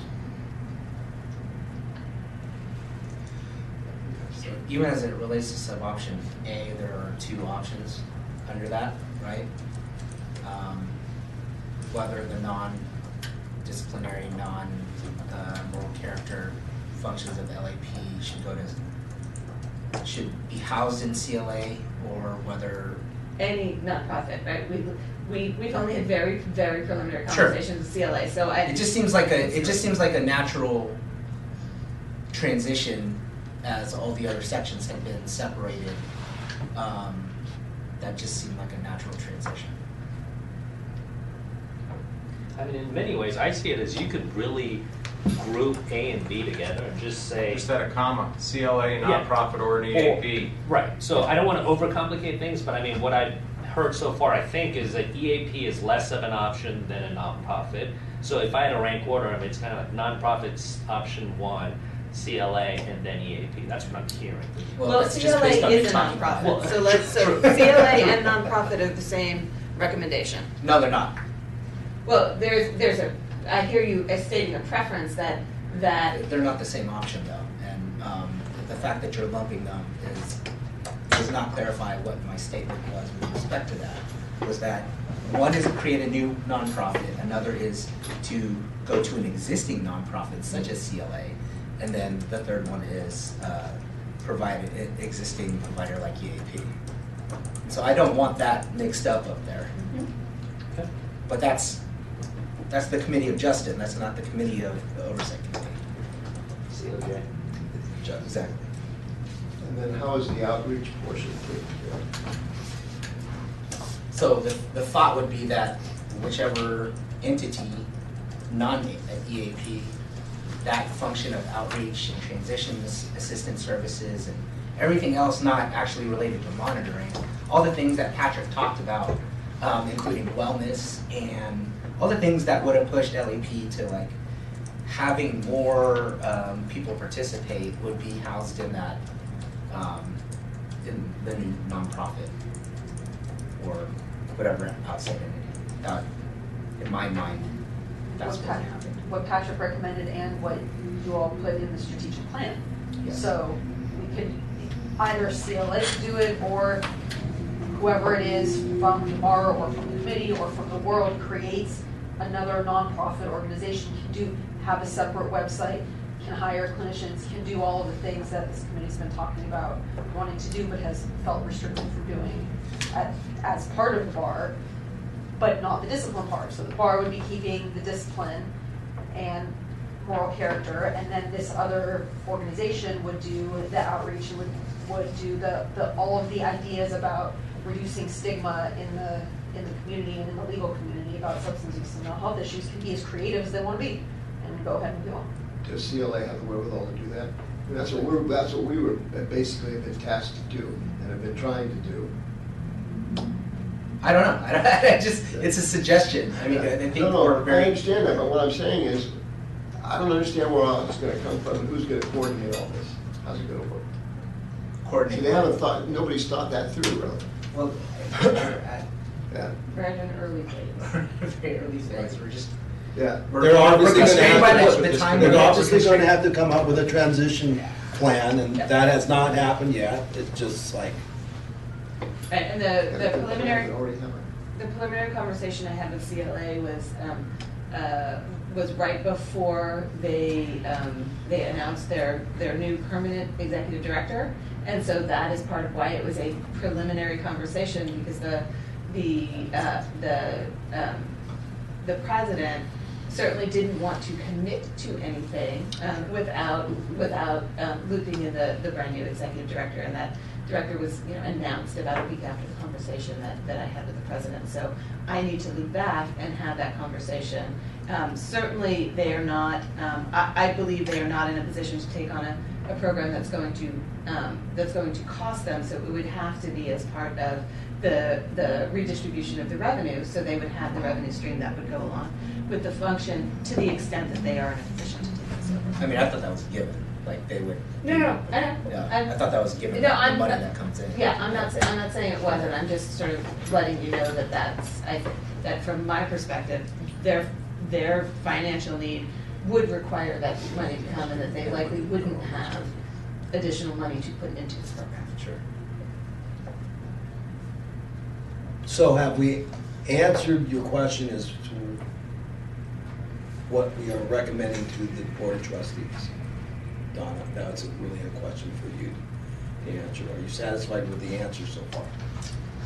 I think this gives me a lot. I'd like for us to be able to chat with Justin and Kelly over the next couple of weeks. That's going to be problematic for me because I have trials coming up. I have a trial coming up in a month. Settle. Sorry, I'm not going to speak. It's not going to. With what you're going to turn in, are you going to turn in anything about option 1, or are you just going to respond to option 2 and option 3? So what I would do in the narrative that gets provided as part of the agenda item, I hate that word, report to the board, memo to the board, I would certainly include the sort of let's imagine the headline is, input from the LAP Oversight Committee, and then I would capture in there that the Oversight Committee feels very strongly that the board's that the proper decision for the board to have made was selection of option 1, and I can certainly add some language about that. To the extent that you want to go in depth on why option 1 is a better option, then I think a letter to the board, presentation at the board, but I will certainly include it. No question, I will include it in the agenda item. I think we'd have to write a letter. Yeah, I think if you want to outline everything, then we'd have to outline everything there. Yeah. Because you only get 2 minutes, and that goes quick. I mean, you get 1-2 points, and then. Well, it makes me think of like when you watch on C-SPAN, like the congressional hearings. It's not like that. It's not like that. Not good. No one asked me a question. Well, I mean, when they come up and have their statement, and you gotta like just, Wow. you gotta get it done. Yeah, you gotta get it in 2 minutes. Because I think what I'm hearing is we need to, if the board, if the committee feels option 1, we need to address their concerns, which is public protection and your second point about that they're just not really the expertise to run it. And I think is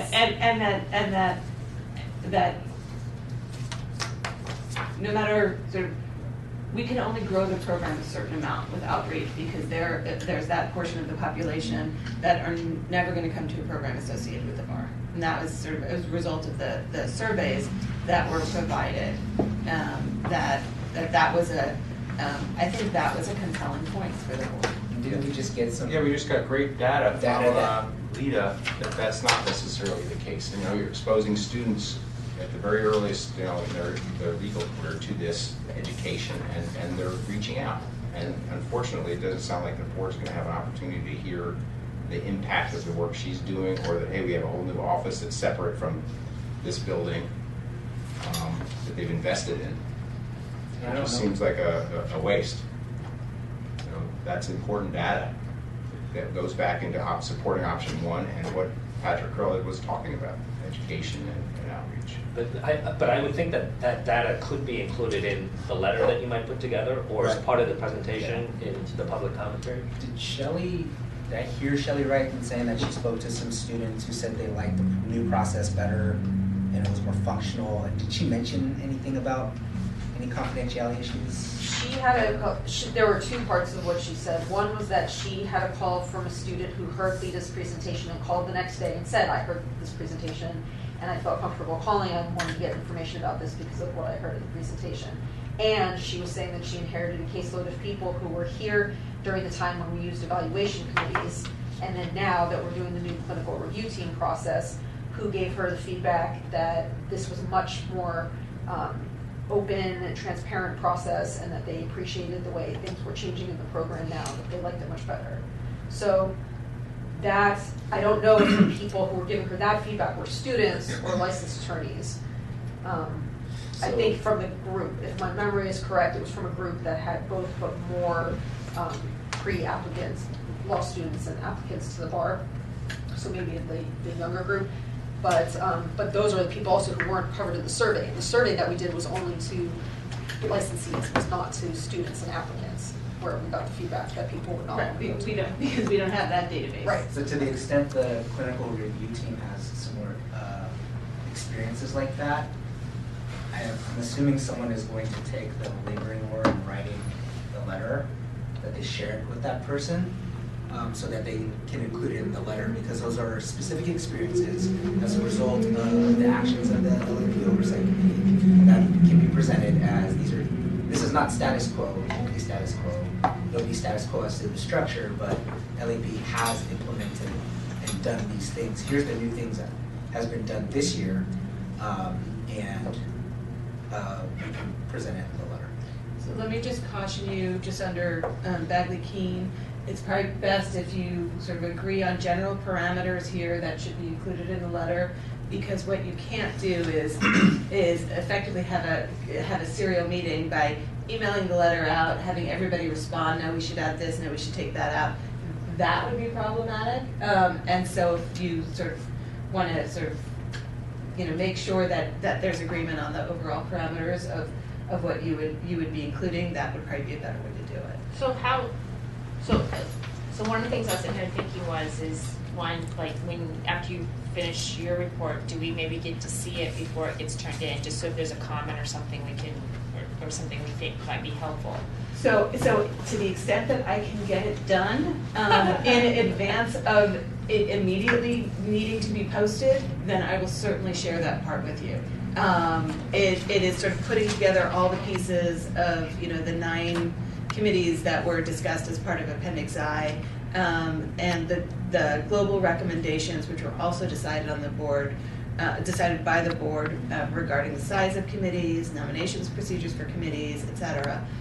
So I mean, we're not your only person. Unfortunately, all of those committees that were discussed fall under the programs division. So to the extent I can get it done, and I will try and prioritize that section, I'm happy to share it with all of you ahead of time, but it's not going to be like you have 2 weeks to respond. Right. It's like 12 hours. Yeah, and so I want to be crystal clear about that now, and so but with that, yeah. So what you're saying though, the Bagley-Keene is, if someone starts to write a letter, we can't send it to the group and say, this is what I have. So how do you write a letter and get the committee to endorse it? So, I mean, normally the process would be, you'd sort of discuss the parameters, you do a letter, and potentially you'd have a follow-up meeting where everybody, a phone meeting, and everyone says, yep, that looks good, or change this, change that. Do we have to? Do we have time to do that with all the, because we'd have to notice a 10-day, we'd have to do a 10-day notice. Right. So we'd have to notice a phone meeting now. Phone meeting. What's November 8th, 9th, or 10th? The week of 7th? When would you need this letter? So the letter you can send to me, and I can deliver to the chair of the board. So it wouldn't have to go as part of the materials. Could go separately. So ideally for sort of best saturation, with the board being able to review it, I would think that I would want to get it out to the board on November 9th. So you subtract 20 days from that. 20 days? To Wait, meet 20 all days? our- Why 20 days? Oh, no, not 20 days. 10 days. I know. I'm thinking of including the 10-day notice period, but if it doesn't have to be part of the materials then. So 10 days before that would be when we would need to, or at least 10 days before that is when we would need to notice a meeting. Well, yeah, so 10 days, if we notice something on Monday, Mondays, the 1, 2, 3, 4, 5. we could have the meeting as early as, I think, November 1st. So, and I'm doing very quickly now, but so, if you wanted to sort of have a draft, and then, send the draft out on November 5th and have a meeting on November 7th, you could do that, and we could notice that, mid next week. Well, and you want to send the letter on the 9th. Right. For best saturation to the board, Right. I'd say that would be the So time to do it. we're saying have a meeting on the 7th, a telephone meeting? I'm just No, spitballing that- to give you as much time as Right, right. possible. Does that work for everybody? Do you want the 7th or do you want like the The- 5th? Because if we send out the draft on Friday the 2nd, people have time over the weekend to read it. And then, because then if you have any changes, Okay, so we can do it 5th. What time? Works for everybody here? 10 in the morning? It's usually a good time. Huh? I can't do morning meetings. Huh? I can't, I don't think I can do a morning meeting. I can do anything. Okay, how about 2 o'clock in the afternoon? 2? You're not trying I'll do my best. It doesn't start till Tuesday. 2 o'clock's okay? Is it phone in or is it? Phone in, phone in. Yeah. Just phone. Okay, so we'll shoot for 2 p.m. LAP November 5th. Oversight Committee meeting at 2 p.m. on the 5th. Is that correct? Monday. And there will be a sole agenda item, which will be The letter. review of the LAP Oversight Committee, letter providing input to the Board of Trustees. Right. We can, We'll fix the language. yeah, we'll pretty up that And language. you will make sure they're noticing on this. Yeah, that Jennifer is taking very copious notes right now. Thank you. So maybe we should talk about the general, who's gonna do the letter and then. Well, I'm looking at the First same draft. 2 people that were working on the subcommittee or our What- work group. Categories are we covering in this letter? So what I've heard is public protection. and Or just just- so people know, I'm gonna have to fly that day. I think I won't, I have no idea when my flight's gonna be, but I'm flying that day. But it's only to Kansas. November 5th. Yeah. But I don't know when my flight will be yet. Yeah, it's me in total. But let's move on. I just put that out there. Okay. Okay. So we want public protection. So we want to directly address the board's concerns, so public protection, confidentiality.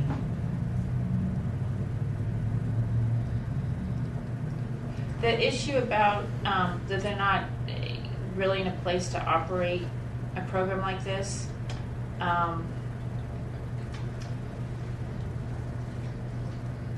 One, they're going to operate something no matter what, because they, even if you're contracting or operating, so it's just a matter of them setting up the appropriate controls. And we could say that we are an appropriate control for the current program, and that we could maybe, I'm just throwing this out as we're brainstorming, more communication with the oversight board, that maybe a better relationship with them. I don't want to be negative, but, you know, Closer. a closer relationship it's so that they feel more comfortable with what's occurring, and that they would still get the performance management. I mean, they're gonna get performance management with anything, so maybe we can give them more information so that they feel better. And I think we need to also address the issue of outreach because they've made that such an important part. The underutilization or lack of utilization has to be addressed, change. And that ties to outreach. And I can give you the stats that I gave you in the initial presentation, which was in a 3-month period. I conducted 12 presentations, reaching out to 994 law students and attorneys. 68 people called into LAP. 52 of them became participants. And during that same time frame last year, this is higher than that same time frame last year, also which was higher, is that our non-disciplined participants were 21% in 2018 in that same time period, where we only had 11% in 2017. When you say non-disciplined, is that strictly non-disciplined, or does that include moral character? It does not include moral character. Okay. So 21% in 2018, 11% in 2017. I'd really encourage you to work with raw numbers. To say, during this period with our outreach, we engaged 52 people. Because the percentage against the base, and it's like, well, yeah. We could make the point that this is the least disruptive, and it allows the opportunity to really implement the recommendations. So it also supports Judge Purcell, even though the other one supports this also, that, you know, it's concurrent with her wishes, their wishes. It's less disruptive. Yeah, this is, and then we can also say that it alleviates the bar having to address displaced staff. I don't know if that's a. I think staff morale is something that we want to touch in that. Even though we've been criticized for having an interest there, that's beyond our purview. No, yeah, Well, staff morale and staff retention, those are the two issues. Morale and retention. Even all this budget talk, you know, that's doesn't belong to us. And in the event that these changes don't go and implement, and this kind of goes to something that's been talked about already, how the board of trustees and the LMP can work more effectively together in the future, at least until June 2019. Thank you for that constructive reframing. You know, there are sub-liaisons from the board to the Oversight Committee, but the majority of the time, they never attend any of the meetings. Joanna Mendoza was attending for a bit, and I think Alan Steinbrecher came to one, Right. and one other person came to one. But otherwise, in the 6 years I've been here, every year there's a board liaison appointed, 2 board liaisons to the LAP, and I guess maybe they didn't have interest in it before. I don't know, but there is that position that has existed. I don't know that they've appointed LAP liaisons this year. There's been a shrinking of the liaisons. The board itself has shrunk in size, and they have not done liaisons every year. How large is the board of trustees now? 7? The board of trustees is 12. 12, that's right. It was what? So it's 13 in terms of total positions. I think 12 are occupied right now. It's been 19 in terms of total authorized positions. It's been 23 in terms of total authorized positions over the year. Through statutory changes, that size has been shrinking. Okay. So the list is addressing public protection, confidentiality, probably need some work on the framing, but the state bar not being in a place to operate this program, outreach and education, staff morale and retention. It's the option one's the least disruptive option, and that's supported by Patrick Krill and Judge Purcell. And then in the event this becomes moot, or for not, how can the Board of Trustees and the LAP Oversight Committee work more effectively together? Is there anything else? I have one more comment under staff. If it gets separated and none of the staff wants to go to a new entity and we all want to stay with the state bar because we want to keep our pensions and health benefits and so forth, that means the new entity is going to have to hire new clinical rehabilitation coordinators, a new outreach person, new administrative staff. I mean, all new everything. Because we love working for the state bar. Yeah, I'm a state employee. The other thing I'll piggyback onto that is, I'm losing my train of thought. Oh, option 2, somewhere in the paperwork it says if option 2 is selected, 2 full-time employees of the LAP will no longer be employees of the LAP. So there'll be a lack of institutional knowledge, which actually goes to, that should be noted as a con in general, in that there'll be a lack of institutional knowledge under the separate. Well, you can point that out in the letter too. But they won't be employees of the LAP, but they'll still be employees of the bar. They just get a different job, which at your point last time, like how many other jobs fit their skill sets? But is it to the benefit of LAP to have a brand new staff to operate the whole program? Right. I mean, we've already said that option 3 is not something we would support. And to the extent we have to support one of them, we would support number 2. But I don't know, I'm not going to speak for staff, but I don't know if they would just leave, their state bar job to go work for LAP outside. So you would be setting up a brand new program all over again.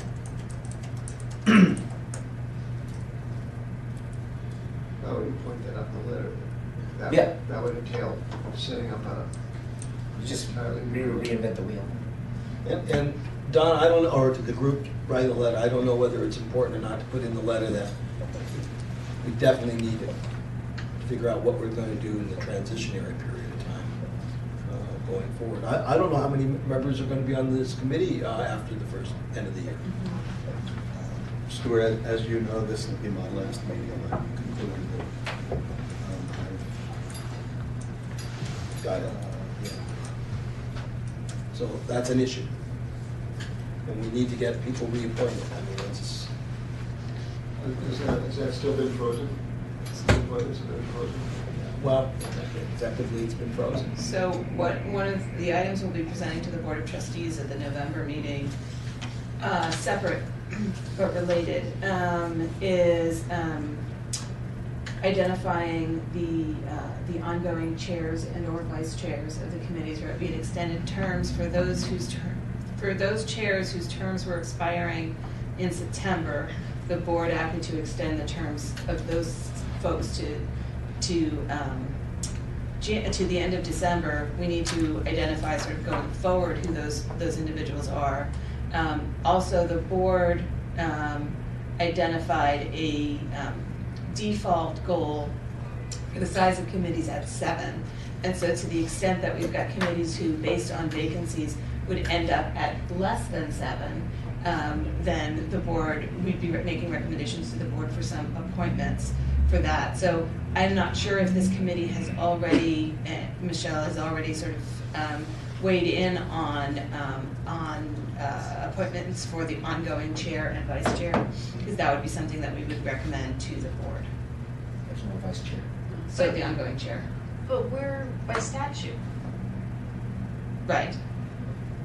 So We the have other a composition by the statute. composition's by statutes. The other committees, they're grown in-house. Right. But we're by statute. So The Board of Trustees has a certain number of Right, so they have 6 appointments, but to the extent that, like Larry's position's by the speaker, my position's by the governor, so. The statute, the BMP has the number of members and Yes. it has 12. So how are they So until circumventing the that number? statute's changed, wouldn't there still be 12 members? So That was my understanding. there is an appointment. Is it the governor? Also, there are 2 current vacancies governor's on the Jennifer, excuse me, there are 2 current vacancies on the, I think it's 2, on the committee. One is the boards and one is the governors or assembly? There's 3, there's one that's a board, one was assembly, and one was governor, I think. So to the extent that the board isn't filling some of its positions, it's not acting differently than the governor or the assembly if those, I thought it was one of them were not filling its positions. So and in the past. I get what you're saying. And in the past, when there's a new governor, their first initiative is not to do appointments, usually. But often, yes. They usually have higher things they're worried about. So sometimes it takes a good year. Mm-hmm. So in the past, people who were appointed by the governor, like Justin, they would still continue to serve until the new governor made a new appointment. Mm-hmm. So under that rubric, Justin would still be able to continue to serve. Is that going to be followed, or what is the? So I need to look back. There are different statutory constructs. There's a general statutory rule. I think it's Government Code 1304, which talks about that if a position is, if a new appointment isn't made, then the former appointee can continue in that role until the new appointment is made. There was an analysis being done on whether that applied to these committees, and I just don't have the answer for you on that. So, and when I hear you speak about, well, they're looking at chairs and co-chairs, what I hear an underlying statement is that whether there's a statute or not, that they're wanting to downsize, so it would make sense then that they're not going to renew me. So I think to the extent that, and as I was saying, the default size for the committee's statute or not at this point is 7. Arguments will be made by some committees about the need to keep it larger than 7. So to the extent that any of the vacancies would take this to less than 7, then we would be certainly recommending that they fill those positions to at least keep it at that 7 level. See, the one twist is that some of our members have to be specialized in certain fields, right. Physicians, clinicians, so that's a big difference, okay? So that's one of your roles. So, we have 3 doctors here, so that's an unusual qualification on any subcommittee. So I would presume that they need to fulfill the same requirements unless it's changed by statute. And so saying that you're presuming you're not going to be reappointed, I don't know that. Well, I say that just because I don't want to be adversarial, but I just feel like we're talking in semi-circles where you say like, well, they're going to look at the chair and the vice chair. And it's not just saying, hey, we know there is the statute, we know there's reappointments, we know that we're in this transition period, we're just going to reappoint people, especially as we're trying to figure out what's going on. I don't hear that. And so when I don't hear that, I start to think, well, what is being said? And so I'm just trying to get one layer below to try and understand. So. That's, and again, it's not personal anything, it's just. So when you say 7, so we have how large is our committee? We have 3 vacancies? There's 12 members, there's 9 currently who are serving. Right. So there's 3 vacancies. Donna, I just sent you the email of that forward. So one of them is a state bar appointment. One is governor. One is governor and one is Senate public member, so not an attorney member. And a governor public member, so that was Jason Clutter's old position. Judge Terry's was the state bar nonprofit board member expert, that one's not filled. And then a Senate public member.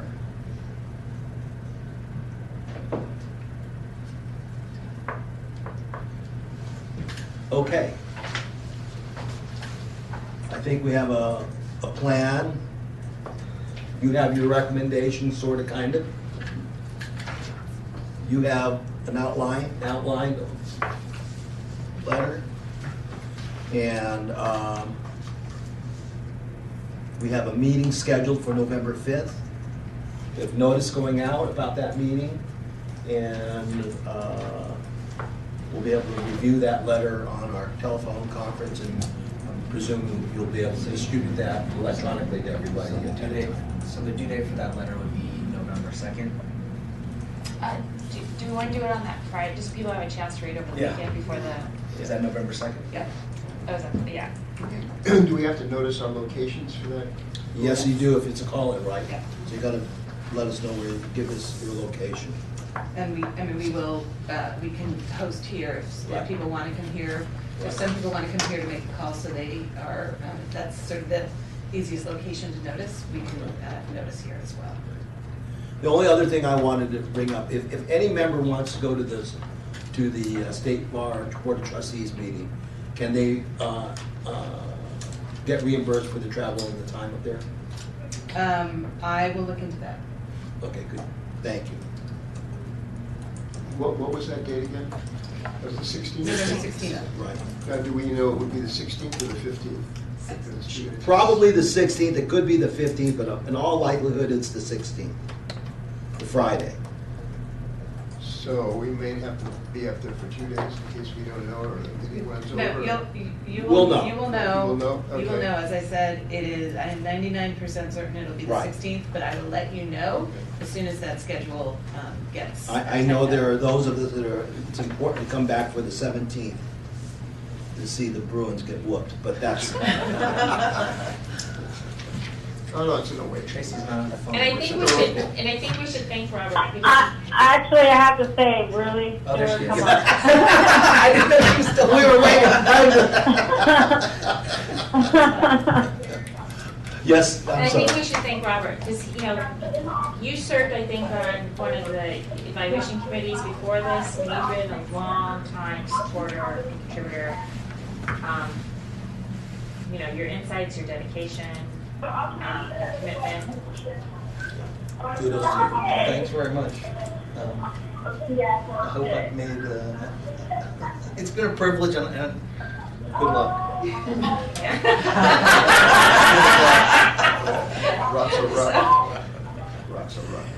With that, any other comments regarding the meetings? I guess, Yes? in regards to your question to Donna, I'm wondering if the bar ever pays for staff to go to board meetings either. Not unless they've got a formal place on the agenda. Not if what? I'm sorry. Formal presentation. Oh, okay. Right, so if I were flying up because I've got a presentation on the board, then they would be, a presentation to them, they would cover that. Thank you. And then we have our next regular meeting on December 7th or something. When is it? Oh, next regular? Yeah, our next. December 8th. December 8th. That's gonna be here? I assume so. I don't know where it is.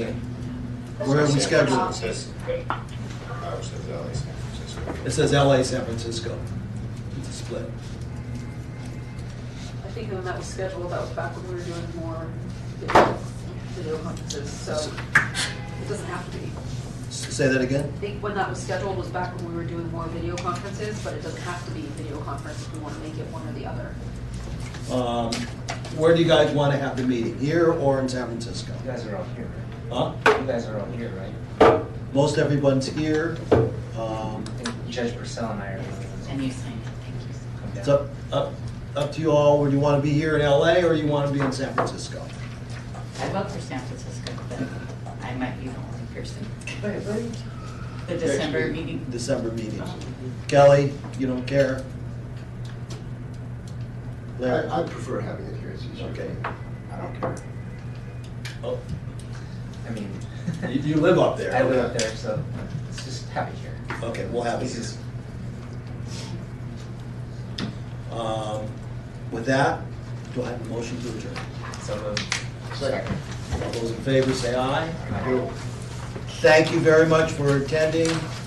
Bye. Thank you. Thank you, Bye, guys. thank you. Bye, Thank you for- Tracy, thank you. Thank you, thank you, Peter. Bye, you're welcome, you guys. Go Bruins. Take care. All right, bye. Tracy, let's see.